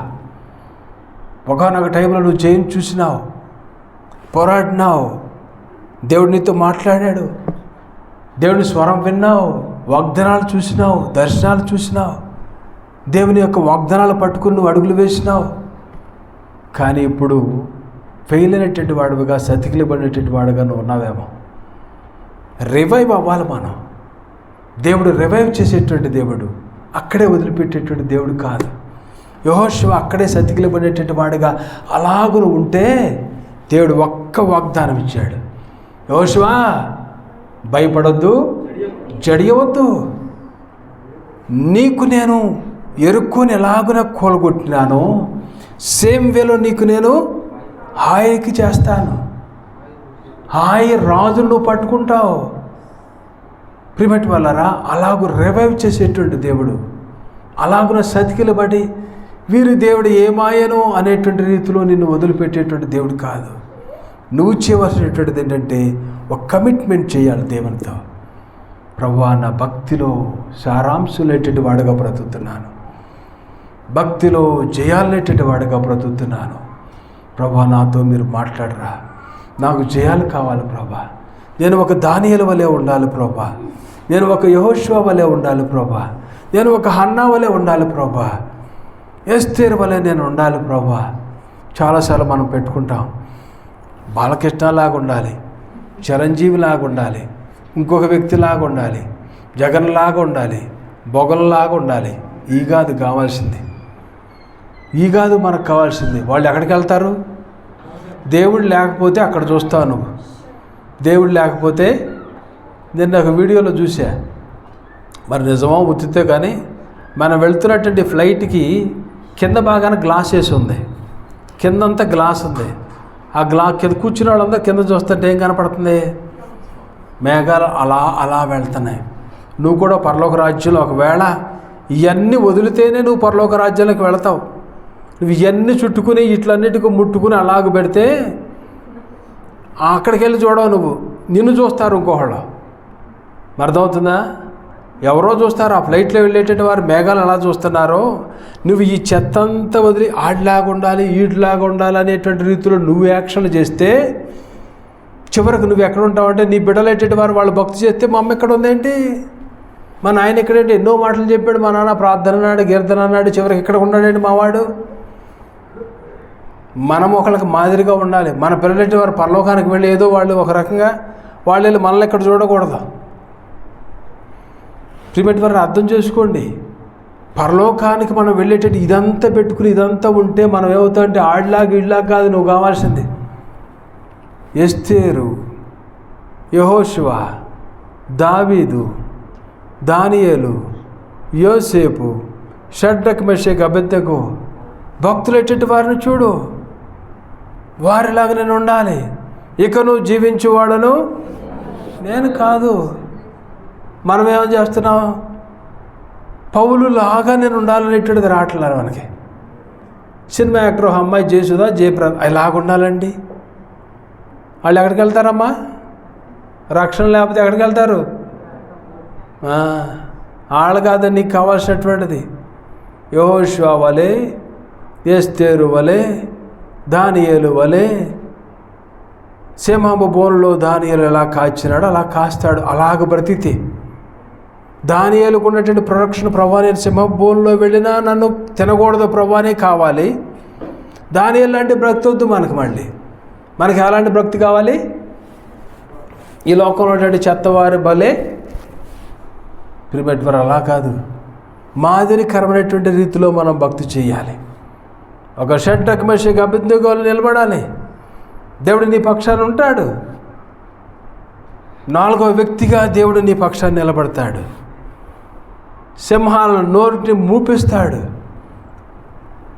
మా అత్తగారు ఓ తిడుతుందండి, మా అత్తగారు ఓ పోట్లాడుతుందండి.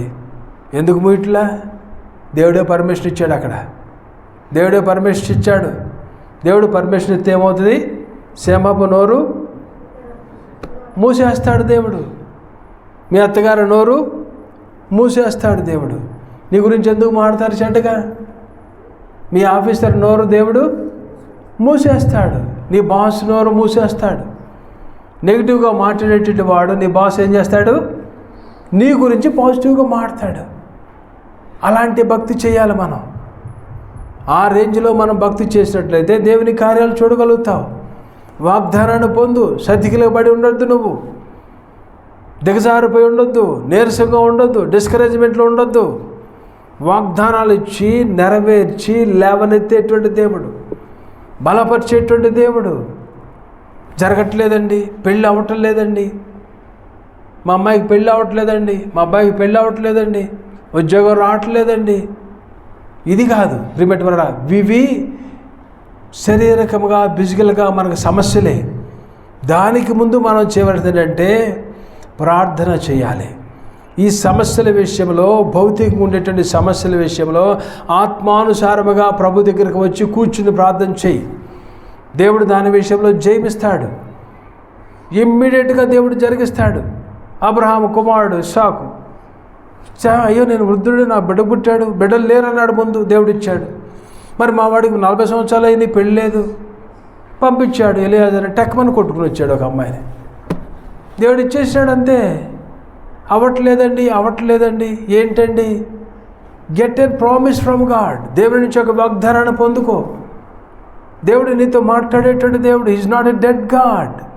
We are serving a living God who speaks, who sees. చూస్తున్న దేవుడు, చాలిన దేవుడు, మాట్లాడేటువంటి దేవుడు.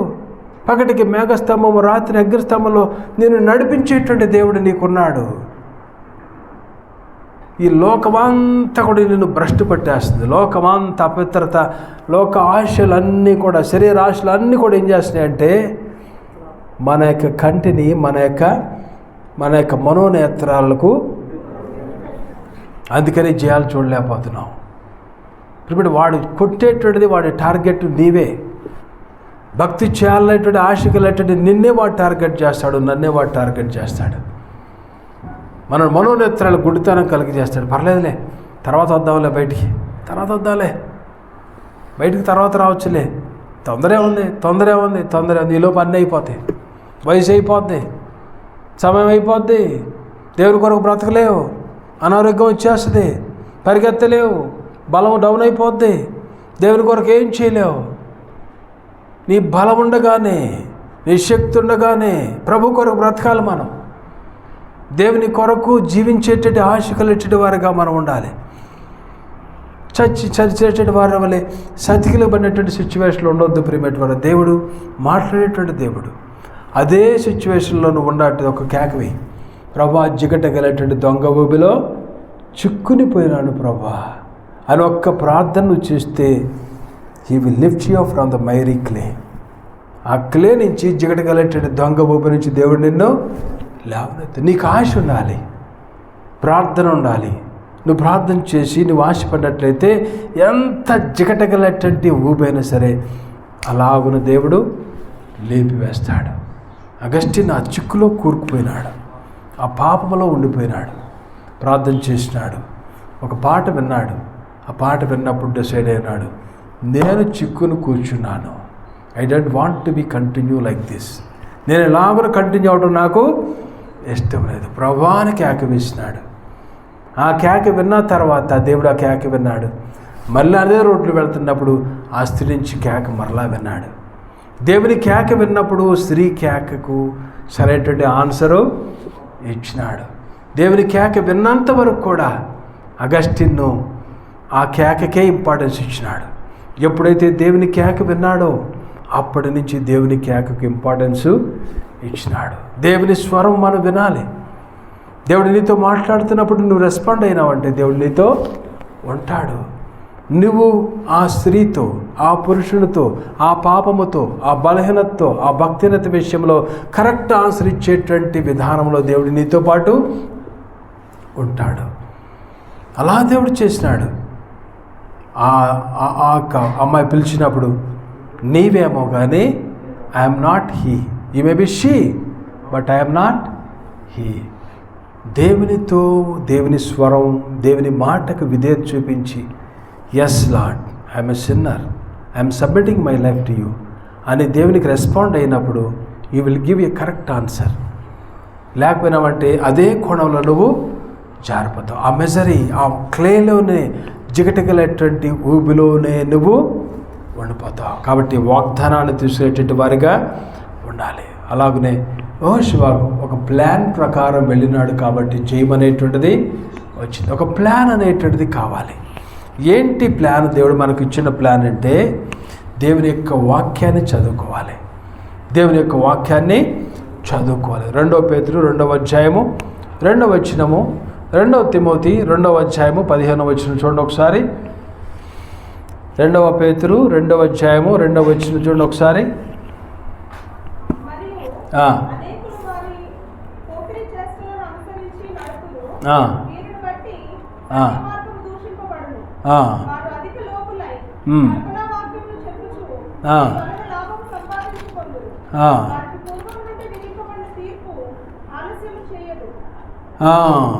మరి అనేకులు వారి పోకిరి చేష్టలను అనుసరించి వీరిని బట్టి సత్య మార్గము దూషించబడును.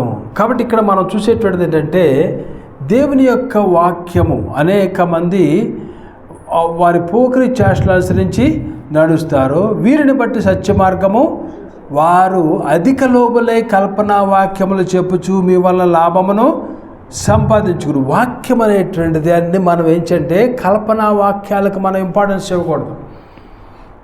ప్రాస్పరిటీ గాస్పిల్స్కి ఇంపార్టెన్స్ ఇవ్వకూడదు. నీ పాపము నుంచి దేవుడు నిన్ను రక్షిస్తాడు, నీ పాపములు ఒప్పుకుంటే నీకు పరలోకము, ఒప్పుకోవాలి, తిరిగిచ్చి వేయాలి, క్షమించబడాలి. కరాఖండితంగా చెప్పేటంటే వాక్యానికి విధేయత చూపించాలి. దేవుని యొక్క వాక్యాన్ని మనము నెమరు వేసుకోవాలి, దానికి మనము లోబడేటటువంటి వారిగా మనము ఉండాలి. అలాగనే వాక్యానికి విధేయత చూపించాలి, వాక్యాన్ని మనము చదివేటటువంటి వారిగా మనం ఉండాలి. వాక్యము చదివి వాక్యమునకు విధేయత చూపించి ప్రార్థన చేసేవారిగా ఉండాలి. దేవుడు మనకిచ్చేటువంటి ప్లాన్ అది. నీకు జయము రావాలంటే దేవుని వాక్యానికి ఇంపార్టెన్స్ ఇవ్వు. నీకు జయము రావాలంటే దేవుని వాక్యానికి విధేయత చూపించు, దాన్ని చదువు. వినటానికి ఏం చేయాలి? వేగుర పడాలి. వినటానికి వేగురపడాలి, మాట్లాడటానికి నిదానించాలి. వాగుతూ ఉంటారు కొంతమంది, ఒకటే వాగుతూ ఉంటారు. నిన్నే అన్న ఎవరితో కింద ఇటు వెళ్తున్నా అంటూ ఉంటుంది ఆవిడ. గుడ్ మార్నింగ్ అంటది, హౌ ఆర్ యూ అంటది. నాకేమో అవన్నీ ఎక్కువ. అలాగుండారా ఇలాగుండారా, ఎందుకు అవన్నీ? మన పని ఏదో మనం చేసుకుంటూ పోద్ది. ఇప్పుడు చర్చిలో ఉండాలనుకోండి, ఎరా ఏంటో ఎలాగుండారు నేను అంట, మీరు నాతో మాట్లాడతారు, సరదా కూర్చొని మాడతాం. బళ్ళో కూడా సార్ గుడ్ మార్నింగ్ సార్, అలా సార్ ఇలా అంటే కొద్దిగా అంత బాగా రాదు, ఎక్కదు. కొంతమంది వాగుతూనే ఉంటారు, ఒకటే వాగుడు. వాగకూడదు. వినటానికి వేగురు పడాలి, మాట్లాడటానికి నిదానించాలి. ఇంకోటి ఉంటుంది, వినటానికి మాట్లాడటానికి ఇంకొకటి ఏదో ఉంటుంది అందుట్లోనే. అక్కడ నేను దీని మీద ఒకరోజు అక్కడ మెసేజ్ చేశాను, నేను అక్కడ మెసేజ్ చెప్పాను. ఓకే, ఎనీవే, ఎక్కువ మనం వాగకూడదు. విస్తారమైనటువంటి మాటలలో దోషం ఉండక మానదు. ఎక్కువ వాగకూడదు. కోపించడానికి నిదానించాలి, వినటానికి వేగిరపడాలి, మాట్లాడటానికి నిదానించాలి. చూడండి, మనం ఎక్కువ వాగేటట్టు వారికి ఉండకూడదు, వాక్యాన్ని వినే వారికి ఉండాలి. ఎక్కువ డిస్కషన్లు కూడా ఊరిని చెత్త డిస్కషన్లు పెట్టకూడదు. చెత్త డిస్కషన్లు ఎక్కువ వాగకూడదు. అలా వెళ్ళిపోతూ ఉండాలి. మనం నచ్చిందా నచ్చలేదా అనేటట్టు చూసుకుంటాం. దేవుని వాక్యం ఏంటి, ఇది ఎలా అయితే ఎలా వెళ్ళదా. విశ్వాసముతో దేవుని వాక్యాన్ని నమ్మాలి. మనం నమ్ముడు నీవంతైతే నమ్మువానికి సమస్తము సాధ్యము. నమ్మటం మన వంతు. దేవుని వాక్యం నమ్మాలి. విశ్వాసం అంటే నిరీక్షించిన దాని యొక్క నిజస్వరూపము. ఈ నిజ విశ్వాసం అనేటువంటి ఏదైతే నిరీక్షించారో దాని యొక్క నిజస్వరూపాన్ని చూస్తున్నాను. ఇది జరుగుతుంది. నేను ఐఏఎస్ ఆఫీసర్ని అవుతాను, విశ్వాసం ఉందని కష్టపడుతున్నావు, దేవుని దయ నీకు ఉంది, అంతే. నువ్వు ఐఏఎస్ ఆఫీసర్లో అలా కూర్చుంటావు, అంతే. విశ్వాసము, ప్రార్థన ఉండాలి, దేవుని దయ ఉండాలి మనకి. అలాగున మనము ఒక వాక్యమునకు విధేయత చూపించి ప్రార్థన అయ్యేటది మనం చేసేటట్టు వారిగా మనము ఉండాలి. లూకాసు వార్త 18వ అధ్యాయము 1వ వచనం చూడండి ఒకసారి. 18:1. నిత్యము ప్రార్థన ఏంటి ఆ ఉపమానము? ఎవరైనా ఎలా ఉన్నాడంట? దేవునికి భయపడకయు మనుషులు లక్ష్య పెట్టకయు ఒక న్యాయాధిపతి. ఆయన ఎవరైనా న్యాయాధిపతి, కానీ ఆయన న్యాయాధిపతి కాదు. ఒక విధానాలు ఉంది.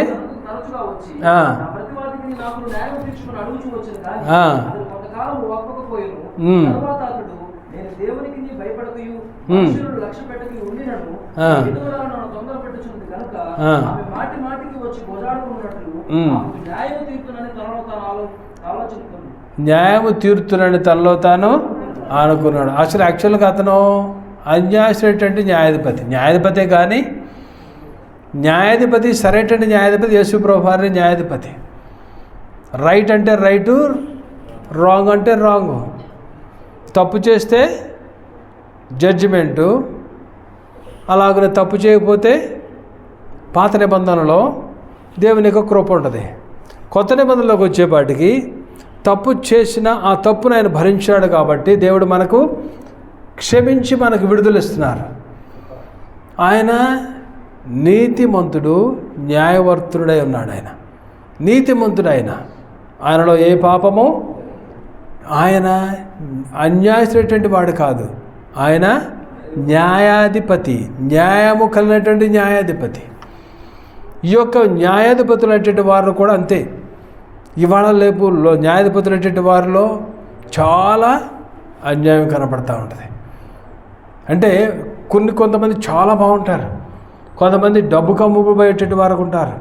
న్యాయము తీర్చవలసినటువంటి వాళ్ళు అన్యాయానికి ఇంపార్టెన్స్ ఇస్తారు. డబ్బు విషయంలో కరప్టెడ్ పీపుల్ ఉంటారు. కాబట్టి దేవుడు ఏం చెప్పినాడంటే, ఆ న్యాయాధిపతి దగ్గరికి ఈ స్త్రీ ఎలా వెళ్ళిందో అలాగనే మనము ప్రార్థన చేసేవారిగా ఉండాలి. ఎడతెక్క ప్రార్థన చేయాలి. ఒకసారి కాదు, ఒక విషయంలో ప్రార్థన కంటిన్యూగా మనం ఉండాలి, చేసేవారిగా ఉండాలి. కంటిన్యూగా మన యొక్క లైఫ్ స్టైల్ అనేటువంటిది మారాలి. దేవుని యొక్క బిడ్డలుగా, ఒక క్రీస్తుని వెంబడించేటువంటి వాడుగా, క్రీస్తు ఫాలోవర్ ఉన్నటువంటి నీవు వాక్య ధ్యానము, లేచిన వెంటనే ప్రార్థన, వాక్య ధ్యానం అనేటువంటిది ఉండాలి. అలాగనే చర్చ్ అటెండెన్స్ అనేటువంటిది చాలా ముఖ్యమైనటువంటిది. సంగమనకు మిస్ అవ్వటం అనేటువంటిది చేయకూడదు. దేవుని సన్నిధిని అలక్ష్య పెట్టేటువంటి వారిగా ఉండకూడదు. దేవుని సన్నిధికి డిసిప్లిన్కి వెళ్ళేటువంటి వారిగా రావాలి. దేవుని సన్నిధికి క్రమశిక్షణ కలిగి ఆరాధనలో పాల్గొనేటువంటి వారిగా ఉండాలి. ఆరాధనలో దగ్గర నుంచి చివరి బెనడిక్షన్ వరకు ప్రభు యొక్క సన్నిధిలో కూర్చోవాలని ఆశ ఉండాలి మనకి. నెగ్లెక్ట్ చేసేటువంటి వారిగా ఉండకూడదు. అన్నిట్లో ముందు ఉంటాం. ఉద్యోగాలకు ఫస్ట్ వెళ్ళిపోతాం, ట్రైన్కి ముందు వెళ్ళిపోతాం, ఏరోప్లేన్కి అయితే ఇంకా ముందు వెళ్ళిపోతాం, పెళ్ళిళ్ళకైతే ఇంకా కొన్ని రోజుల ముందు వెళ్తాం. అవునా కదా? దేవుని సన్నిధి కంటే వెళ్ళలేమండి, తొందరగా ఉందా? వాక్యం స్టార్ట్ అవ్వాలిగా. వాక్యం అంటే ప్రార్థన, పాటలు పాడితే ఇష్టం ఉండదు నీకు. దేవుని సన్నిధి అందరితో కలిసి పాటలు పాడతాం, ఇష్టం ఉండట్లేదా? అందుకని లేటుగా వస్తున్నావా? అటెండెన్స్ రావాల్సి అంటే లాస్ట్లో కాదు, మొదటి పీరియడ్, రెండో పీరియడ్, మూడో పీరియడ్ అన్నీ అటెండెన్స్ ఉంటాయి. ఒక్కసారి అన్ని అవర్లు కలిపి పొద్దున సాయంత్రం ఒకసారి అటెండెన్స్ వేస్తారా? మనకి వేస్తారు. అన్నిటికీ కలిపి ఒకే అటెండెన్స్. ప్రతి అవర్కి ఏ పెడతారు, ప్రతి అవర్కి టిక్ పెడతారు. అవునా కదా? ప్రతి క్లాస్లో టిక్ వస్తుంది. ప్రతి క్లాస్ కూడా 45 minutes క్లాసులో టిక్ పెడతారు. అంతేగాని ఒక్కసారి వచ్చేస్తే సరిపోద్దనే కాదు, బెనడిక్షన్కి వస్తే సరిపోద్దనే కాదు. ఎక్కడికి వెళ్ళాలంటే చర్చికి వెళ్ళాలి, టైం అవుతుంది 12 దాకా వచ్చా, 12 బైక్ మీద ఫాస్ట్గా వచ్చేస్తారు. అప్పుడు దిగుతూ ఉంటారు. ఒకవేళ తొందర మెసేజ్ దిగుతూ ఉంటారు. ఎందుకులే మళ్ళీ అని చెప్పి కొంతమంది వెళ్ళిపోతూ ఉంటారు. ఏ మొహం చూపిస్తారని, ఏదో భోజనానికి వచ్చారనుకుంటారు అనుకుంటాం మనం డెఫినెట్గా. ఎందుకు ఆ బాధలో? కొద్దిగా వస్తే మంచిది కదా. నా కోసం వస్తున్నారా, నన్ను చూస్తానికి వస్తున్నారా? చెప్పండి. ఫ్రెండ్స్ని కలవడానికి వస్తున్నారా? చాలా రోజులైంది చర్చికి వెళ్ళి. సునీతని కలిసి చాలా రోజులైంది, లేకపోతే సుబ్బారావుని కలిసి చాలా రోజులైంది. చర్చికి వెళ్ళాలి ఇవాళ అన్నాడు అనుకో, ఎందుకు చర్చి అన్నాడు అనుకో, సుబ్బారావుని కలిసి చాలా రోజులైంది వెళ్ళాలి. సుబ్బారావుని కలుస్తానికి వస్తున్నారా లేదా ఏసైని కలుస్తానికి వస్తున్నారా? మనం ఏసైని కలవడానికి, ఏసైని ఆరాధించడానికి, ఏసైని సన్నిధికి వస్తున్నాం వాక్యం వినాలని. అంతేకాని ఫ్రెండ్స్ని కలవడానికి కాదు. మనం అన్నిటికీ ముందు ఉంటాం. కొంతమంది పెళ్ళిళ్ళు అయిన తర్వాత ఆబ్సెంట్ అయిపోతున్నారు. పెళ్ళిళ్ళు అయిన తర్వాత ఆబ్సెంట్ అయిపోతారు. కొంతమంది పెళ్ళిళ్ళు అయిన తర్వాత మధ్యలో నుంచి వస్తున్నారు. పెళ్ళి కాకముందు 40 కిలోమీటర్ల నుంచి వచ్చేవాళ్ళు. పెళ్ళి అయిన తర్వాత 40 కిలోమీటర్లు కాదు, 400 మీటర్ల నుంచి కూడా రావట్లే కొంతమంది. ఎందుకని? నాదేం లేదు ఆమెదే అంటారు. ఏంటమ్మా నేనంటే నాదేం లేదు అయింది అంటారు. ఆడిద్దరిది తప్పు కాదు, ఆడున్నాడు ఒకడు, ఆడిదే తప్పు. ఎవడదాడు? ఎవరిని ఎప్పుడు మృంగుదునా అని చూస్తూ ఉంటాడు వాడు. క్రైస్తవ కుటుంబాలనే వాడి ఫోకస్. ప్రార్థన చేయాలంటే ఆశపడేటువంటి వాడిదే వాడి ఫోకస్. అప్పుడు దాకా బాగుంటారు, లేదు తొందరగా వెళ్ళిపోదాం డమ్ డమ్ డమ్ అంటారు 9 దాకా. 9కి ఏంటి దాంతో ఎంత ఉంది దోశలో ఉప్పు అంటాడు మనాడు. నీకు అన్నీ ఎట్టాగా ఉంటాయి, నువ్వు చేసుకో, స్టార్ట్ అవుద్ది. నేను చేసుకుంటాను కానీ నేను చేసుకుంది అంటే ప్లేట్ ఇసురు కొడతాడు. నువ్వు ఇసురు కొట్టావా, నేను అట్ల కాడ ఇసురు కొడతాను అంటది. లోనకి వెళ్తే తలుపు వేసుకోడదు. ఈడేమో కియ్యో మయ్యో ఉంటుంది, ఆ పిల్ల కుర్రో ముర్రో ఉంటుంది ఇంట్లో. ఈయన బాధ ఈయన, ఆమె బాధ అదా. గుడి గంటలు మోగిపోయినాయి, గుడి బెల్లు కూడా, ముగింపు బెల్లు కూడా అయిపోయినాయి. దాని తర్వాత అంటది, అప్పుడు మనసు వస్తుంది, లేదులే పాపం ఆయన ఉద్యోగం చేసి వచ్చాడుగా, ఒకసారి నేనే వెళ్తే పోతాను. ఎప్పుడు అది? 1 కడుపులో కొద్ది తిరుగుద్ది కదా, లే లే లే లే అయిందిలే. అప్పుడు ఎవరు చేశారంటారు? ఇది రెడీగా ఉంటాడు వాడు. ఎక్కడ ఉంటాడు? ఇళ్లలోనే ఉంటాడు, బయటే ఉంటాడు. చుట్టుపక్కల సైతాన్ని ఎక్కడ ఉండవు. కొన్నిసార్లు మా పిల్లలు అంటూ ఉంటారు, బెల్లు అక్కడ ఏదో కనపడిందండి, ఇక్కడేదో కనపడింది. ఈ కనపడటం అనేటువంటిది అసలు ఏది కాదు. అది కనపడినా కనపడుతుంది. కానీ సైతాను ఆ చెట్టు మీద ఉన్నాడో, ఆ పుట్ట మీద ఉన్నాడో, లేదంటే పలానా దగ్గర టెంపుల్ దగ్గర ఉన్నాడో కాదు. సైతానుడు ప్రతి చోట ఉంటాడు, ప్రతి చోట ఉంటాడు సైతానుడు. ఇది డిస్ప్లేస్డ్ ఏంజలిక్ బీయింగ్. ప్రతి చోట ఉంటాడు. ఆడు ఫలానా చోట దయ్యం వదిలిస్తే ఫలానా ఊరి నుంచి వచ్చిందండి ఆ అమ్మాయి అని చెప్పింది అంటారు. ఆ పేరు పెట్టుకుని ఆ అమ్మాయిలోకి వచ్చింది అనమాట. అంతే. ఎవరది? 33 పడినాయి కదా పైన, 1/3 ఆఫ్ ద ఏంజల్. ఆ ఏంజిల్లో ఒక ఏంజిల్ అది, డిస్ప్లేస్డ్ ఏంజలిక్ బీయింగ్ అది. అంతే. అంతేగాని చచ్చిపోయినటువంటి ఆడు ఈ రూపంలో దయ్యమై రాడు. అర్థమైందా? చచ్చిపోయినాడు దయ్యమై రాడు. ఆడికి అయిపోయింది ఆ టైం. చచ్చిపోయినాడు, వెళ్ళిపోయాడు కిందకే. కానీ వాడి రూపంలో మన దగ్గరికి వస్తూ ఉంటాడు. చాలాసార్లు దయ్యం పట్టినాడు, దయ్యాలు ఉన్నాయని ఉంటాయి. మరి ఆడు దయ్యం అయ్యాడంటే ఈ అమ్మాయి దయ్యం అయిందా? మామూలు దయ్యం అవుదండి. కొంతమంది అంటారు అది కొరుగు దర్వ అవుద్దండి, ఇది బాగా పోటాడుతూ ఉంది అంటూ ఉంటారు. అది కొరివి దయ్యం అనేటువంటిది వాడు ఆ మాట అంటాం అనేటువంటిది అది అందే. ఏది? డిస్ప్లేస్డ్ ఏంజలిక్ బీయింగ్ పడినటువంటిది అదే. వాడితో ఆ మాట అనిపించింది, రేపొద్దున వచ్చేస్తుంది అనమాట, వాళ్ళ స్నేహితుల దగ్గరికి వచ్చేస్తుంది. ఇది ఏది? అపవాది వచ్చేస్తాడు. వచ్చేసి ఈ రూపం చెప్తాడు. ఏ రూపం? నా పేరు సుబ్బాయమ్మ అంటాడు. చెప్పిన తర్వాత ఎక్కడి నుంచి వచ్చావు? కొరివిదయ్యాను నేను. ఆడు మాట మా భర్తనాడు అనుకో, అర్థమైపోద్ది. మా ఆవిడేనండి కొరిదే. అప్పుడేనా అన్నానా ఈ కొరిదే ఇట్లా బయటపడిందండి.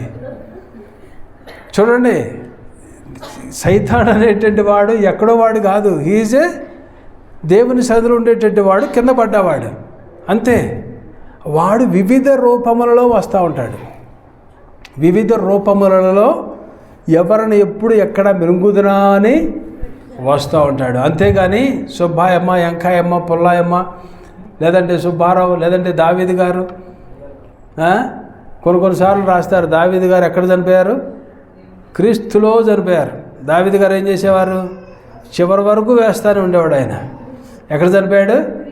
క్రీస్తులో నిద్రించినారని రాస్తారు దావీదు గారు. పాపం ఏం చేస్తారు మరి క్రైస్తవులు? రేపొద్దున ఏదైనా సమస్య వచ్చింది అనుకోండి, అది బయటపడుతుంది దయ్యం. ఆడు తాగి ఇలా వస్తూ ఉంటాడు. ఏంటి నీ పేరు? దావీదు కూడా అనదు, దావీదు గారని అంటది. ఎందుకని మనాడు ఎక్కడికి వెళ్ళాడు? దావీదు గారు ఎక్కడికి వెళ్ళారు చెప్పాలి? ఎక్కడికి వెళ్ళాడు? క్రీస్తులో నిద్రించరని దాని మీద పేరు రాసినంత మాత్రాన పరలోకానికి వెళ్ళాడు. ఆయన పరిస్థితిని బట్టి, ఆయన స్థితిని బట్టి, ఆయన పాపమును బట్టి ఎక్కడికి వెళ్తాడు? కిందకి వెళ్తాడు. కాబట్టి అది ఆ యాక్షన్లో వస్తుంది అన్నమాట. ఆ రూపంలో వస్తుంది, ఆ రూపంలో మనకు కనబడుతూ ఉంటుంది. కాబట్టి మనము సైతాను గురించి మనము ఇది ఎట్లా అనేటువంటిది భయపడాల్సిన అవసరము కానీ తెలివిగా మన గృహాలను పాడు చేస్తాడు. దేవుని సన్నిధికి రాకుండా, ప్రార్థన చేయకుండా, భార్యాభర్తలు కలిసి ప్రార్థన చేయకుండా, కుటుంబ ప్రార్థన లేకుండా, టైంలో దేవుని సన్నిధిలో వాక్యాన్ని చదవటం లేకుండా, ఈ బిజీ స్కెడ్యూల్ ఎవరు పెట్టారనుకుంటున్నారు మీకు? వాడే పెట్టాడు బిజీ షెడ్యూల్. మీకు ఐటీలో కూడా 12 గంటలు 13 గంటలు ఎందుకు ఇచ్చేస్తున్నాడు అనుకున్నా, 1,50,000 ఎందుకు శాలరీ పెట్టాడు అనుకున్నా, దేవుని నుంచి దూరంగా ఉండాలి. దేవుని నుంచి దూరంగా ఉండాలని 1,50,000 శాలరీ అండి. నైట్ అంతా 14 గంటలు జాబ్ అంటారు. అబ్బో 1,50,000 వస్తుంది కదా, 14 గంటల జాబ్ కదా, 1,50,000 వస్తుంది కదా, వెళ్ళిపోతాం. నువ్వు ఎంత దేవునికి దూరస్తులు అవుతున్నావు? వాక్యం చదువుతున్నావా? ప్రార్థన చేయగలుగుతున్నావా? బిడ్డలతో గడుపుతున్నావా? బుధవారం, గురువారం, శనివారం ప్రార్థనలకు వస్తున్నావా? ఆదివారం టైంకి వస్తున్నావా? మంచి జాబు రాకముందు ఏమంటాం? ప్రభా నీ గుళ్ళో మొత్తం తుడిచేస్తాను ప్రభా అంటాం. జాబ్ వచ్చిన తర్వాత 2 రోజులు కనబడతాడు మనాడు. దాని తర్వాత టైం లేదండి. పాప అతను తప్పు కాదు, అది మళ్ళీ వాడి దగ్గరికి వెళ్ళాలి మనం. ఎవరిదా తప్పు? 1,50,000 ఇచ్చినటువంటి సైతాను యొక్క కుతంత్రాలు, వాడి యొక్క యుక్తులు బట్టి మనం చాలా జాగ్రత్తగా ఉండాలి. కాబట్టి చర్చ్ అటెండెన్స్ అనేటువంటిది ముఖ్యము. దాని తర్వాత ఏంటంటే 1 కొరింథీయులకు రాసిన పత్రిక 12వ అధ్యాయం 22వ వచనం 27వ వచనం చూడండి ఒకసారి, ముగించేస్తున్నాను. ఇంకా 1 కొరింథీయులకు రాసిన పత్రిక 12:27.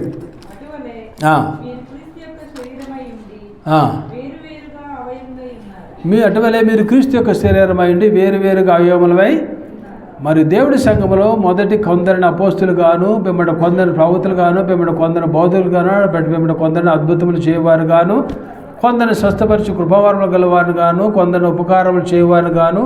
ఇదంతా ఏంటంటే ఒక అవయవములుగా ఉన్నటువంటి మనందరము కూడా ఏంటంటే దేవుని యొక్క బిడ్డల యొక్క ఒక అవయవము అంటే సంఘంలో ఉన్నటువంటి వారందరము కూడా ఒక సహవాసము.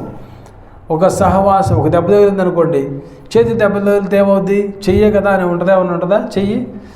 ఈ చెయ్యి లాగినట్టు ఉంటుంది, బాడీ అంతా డౌన్ అయిపోతుంది. కాళ్ళకు దెబ్బ తగిలింది అనుకోండి, కాలే కదా, చెయ్యి బాగుంటుందా? చెయ్యి బాగోదు. అట్లాగనే మనం ఏంటంటే మనమందరం ఒక కుటుంబం, అవయవములు కలిగినటువంటి వారిగా ఏదైతే శరీరానికి అవయవములు ఉంటాయో అలాగనే సంఘములో మనం అందరం కూడా సభ్యులు. కాబట్టి మనం ఏంటంటే సహవాసం అనేటువంటిది చాలా ముఖ్యమైనటువంటిది. సహవాసము కలిగి ఉండాలి. విశ్వాసుల యొక్క కలయిక చాలా ముఖ్యము. కాబట్టి ఈ 4 మనము దేవుడు మనకు ప్లాన్ అనేటువంటిది ఇచ్చినాడు. ఏమేంటి ఆ ప్లాన్ చెప్పండి? వాగ్దానము అంటే వాక్యము, తర్వాత వాక్యము చదివి దాని ఇంపార్టెన్స్ ప్రకారము లోబడి జీవించేవారిగా ఉండాలి. దాని తర్వాత ప్రార్థన చేసేవారిగా మనము మొట్టమొదటి చెప్పండి వాక్యముకి ఇంపార్టెన్స్ ఇవ్వాలి, వాక్యము చదవాలి, వాక్యానికి లోబడాలి. రెండవది ప్రార్థన చేసేటట్టు వారిగా మనము ఎడతెగ ప్రార్థన చేసేటట్టు వారిగా. అందుకనే విసుగాక ఆ న్యాయపతి దగ్గరికి స్త్రీ పద్దాకా వెళ్ళింది. 1 సారి 2 సార్లు 3 సార్లు. అప్పుడు ఏం చేశాడు? బాబా తట్టుకోలేవరా బాబు, దీనికి మాత్రం న్యాయం తీర్చేయాలని తీర్చేశాడు. ఇలాంటి వాడే లోకస్తుడేటువంటి అన్యాయస్తుడేటువంటి వాడు ఎలాగ చేస్తే న్యాయము కలిగేటువంటి న్యాయాధిపతి ఆయన దగ్గరికి మనం వెళితే ఎలా అయినా సరే certainly he will resolve our problems. కాబట్టి ఎడతెక్క ప్రార్థన చేసేవారిగా మనము. మూడోది ఏంటి? చర్చ్ అటెండెన్స్ అనేటువంటిది చాలా ముఖ్యము. మా ఇంట్లో టీవీ కొన్నామండి, ఇంక గుడి అవసరం లేదండి. పలానా ఆయన ప్రోగ్రాం వచ్చేస్తాండి, ఇంక గుడి అవసరం లేదండి. ఇంకో చోట టీవీ ఇంకో మధ్యలో టీవీలు పెట్టేస్తున్నారు చర్చిల్లో. ఇదే చర్చి అయిపోతుంది. డిజిటల్ ఆడబెట్టే ప్లాన్ అది. డిజిటల్ విధానం అంతా కూడా యాంటీ క్రీస్తు విరోధి యొక్క ప్లాన్ అది. డిజిటల్ ప్లాన్ అంతా కూడా క్రీస్తు విరోధి యొక్క ప్లాన్ అది. డిజిటల్ మనీ, డిజిటల్ టీవీలు, డిజిటల్ చర్చిలు, ఇవంతా కూడా వాడి ప్లాన్. మా చర్చికండి 10,000 మంది వస్తారండి. ఎవరు పాస్టర్ గారు? టీవీనండి. అంతేక ఆ టీవీ దగ్గరికి వెళ్ళి నువ్వు ప్రార్థన చేసుకోవాలి. టీవీలో ఆయన నీతో మాట్లాడతాడు. ఏం మాట్లాడతాడు? ఆయన ఎక్కడో మాట్లాడతాడు. డిజిటల్ విధానం ఇదంతా కూడా యాంటీ యొక్క ప్లాను. క్రీస్తు త్రిత్వం ఏంటి? రానున్నటువంటి త్రిత్వం ఏంటి? టైం అవుతుంది, ఒక 5 నిమిషాలు ముగించేస్తాను. చివరిలో వచ్చేటువంటి త్రిత్వము, మామూలుగా త్రిత్వం అంటే ఏంటి చెప్పండి? ట్రినిటీ అంటే తండ్రి, కుమార, పరిశుద్ధాత్మ. ఇది కాకుండా చివరి డేస్లో మరో త్రిత్వం రాబోతుంది. అదేంటి?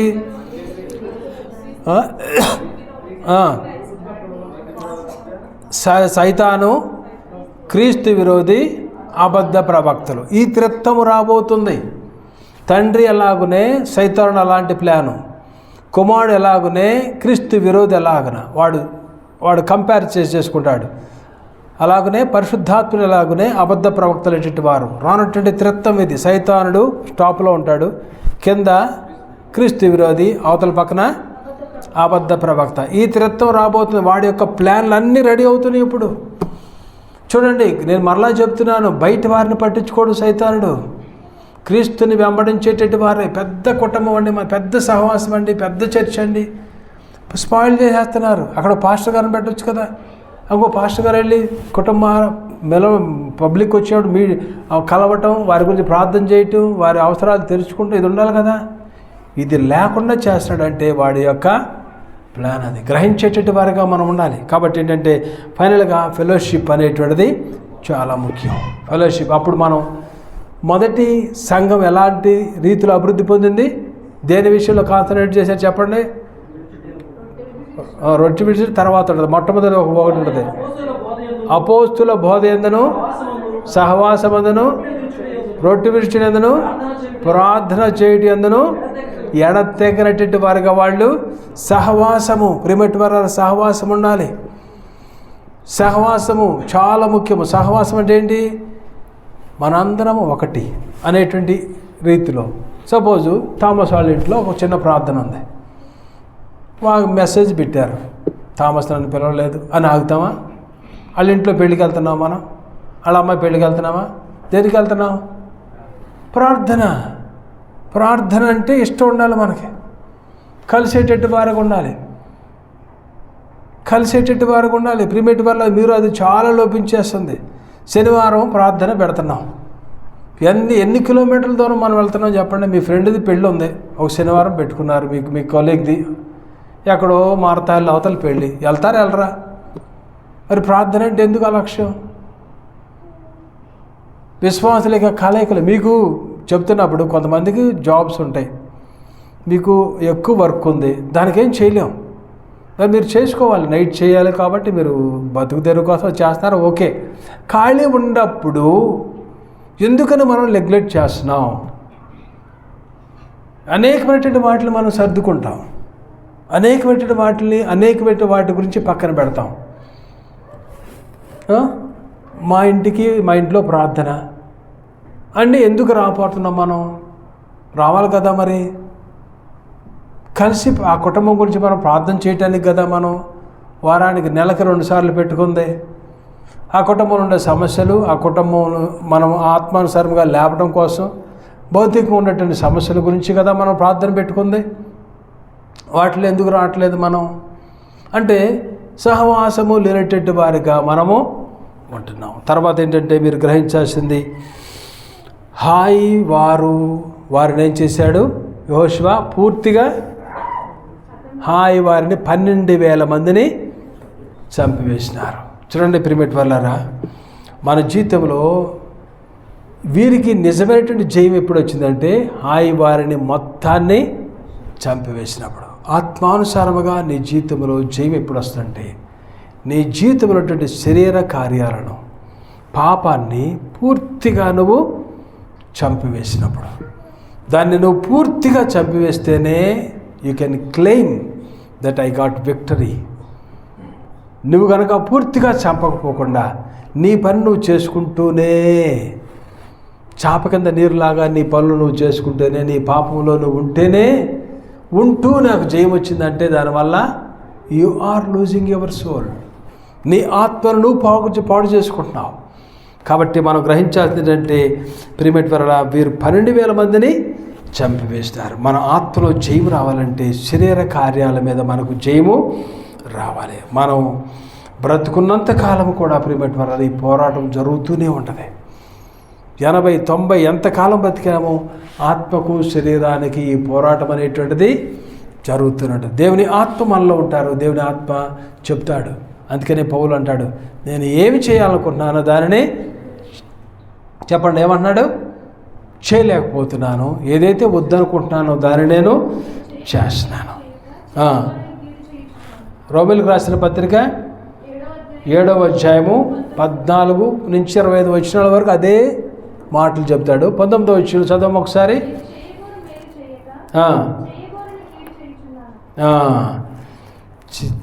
చేయాలనుకుంటున్నాను, నేను దానిని చేయలేకపోతున్నాను. కాబట్టి మనం ఈ దినం గ్రహించాల్సింది ఏంటంటే పూర్తిగా నువ్వు చంపితేనే నీకు జయం వస్తుంది. నీ శరీరాల విషయంలో నువ్వు పూర్తిగా శరీర కార్యముల విషయంలో ఏ పాపము, ఏ బలహీనత, ఏ భక్తిహీనత నీ మాటలలో, నీ చూపులలో, నీ తలంపులలో, గలతీయులకు రాసినటువంటి పత్రికలో మనం చూస్తాం. 5వ అధ్యాయం 16 నుంచి 24 వచనాలు శరీర కార్యాలు అవన్నీ కూడా మనం చూస్తాం. చదవండి ఒక్కసారి.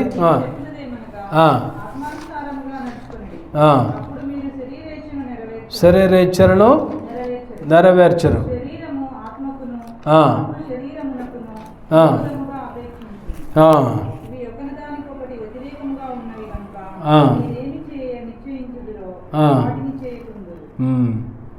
శరీర కార్యములు స్పష్టమైనవేవనగా జారత్వము, అపవిత్రత, కామకత్వము, విగ్రహారాధన, అభిచారము, ద్వేషములు, కలహములు, మత్సరములు, క్రోధములు, కక్షలు, భేదములు, విమతములు, అసూయలు, మత్తతులు, అలర్తో కూడిన వీటన్నిటినీ కూడా మనము చంపివేయాలి. ప్రిమేట్ వల్ల అప్పుడే మనం నిజమైనటువంటి జయాన్ని చూడగలుగుతాం. కాబట్టి 8వ అధ్యాయంలో మెయిన్ సారాంశం ఏంటంటే దేవుని నుంచి వాగ్దానం పొందుకోవాలి.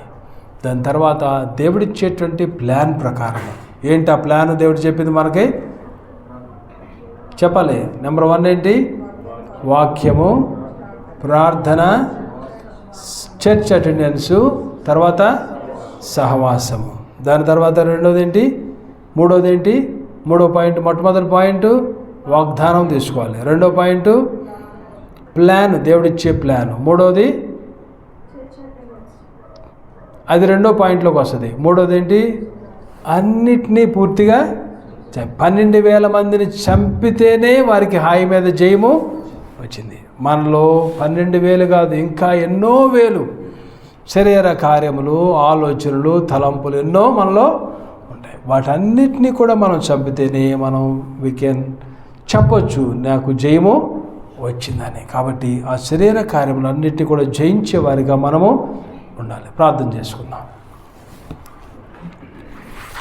చిన్న ప్రార్థన చేసుకుందాం. అందరం కూడా తలలో మంచి మనకు జయాలు వస్తున్నాయా?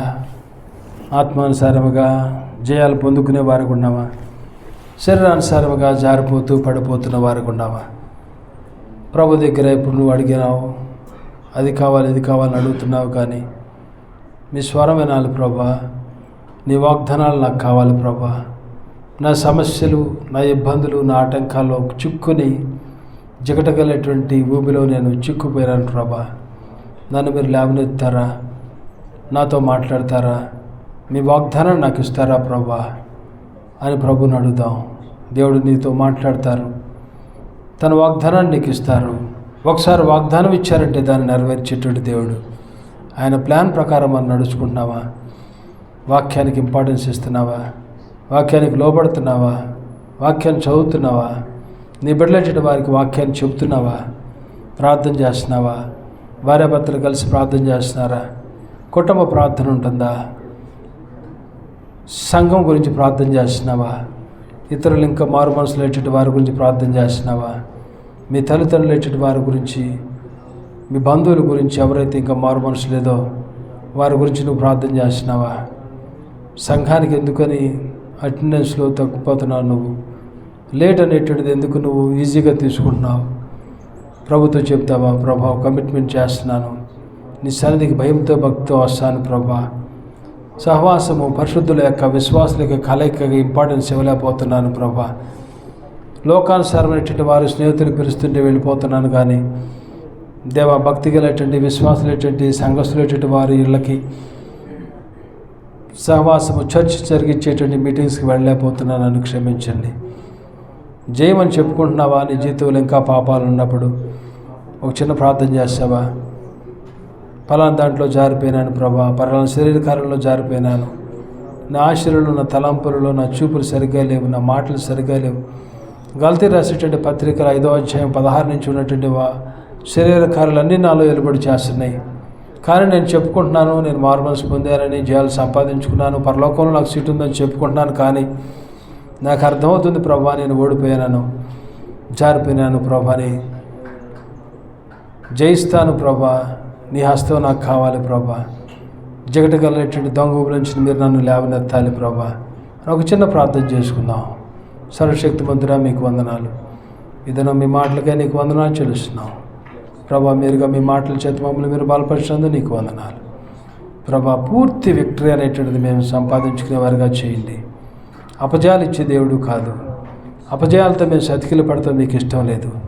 నీ బిడ్డలేటి వారు తలగా ఉండాలి, యెహోషువ వలె ఉండాలి, ఎస్తేరు వలె ఉండాలి, అబ్రాహాం వలె, దానియేలు వలె, దావీదు వలె జయాలు చూసేవారికి ఉండాలి. కానీ దేవా, అననయ సప్యరలాగా ఉండకూడదు కదా ప్రభా.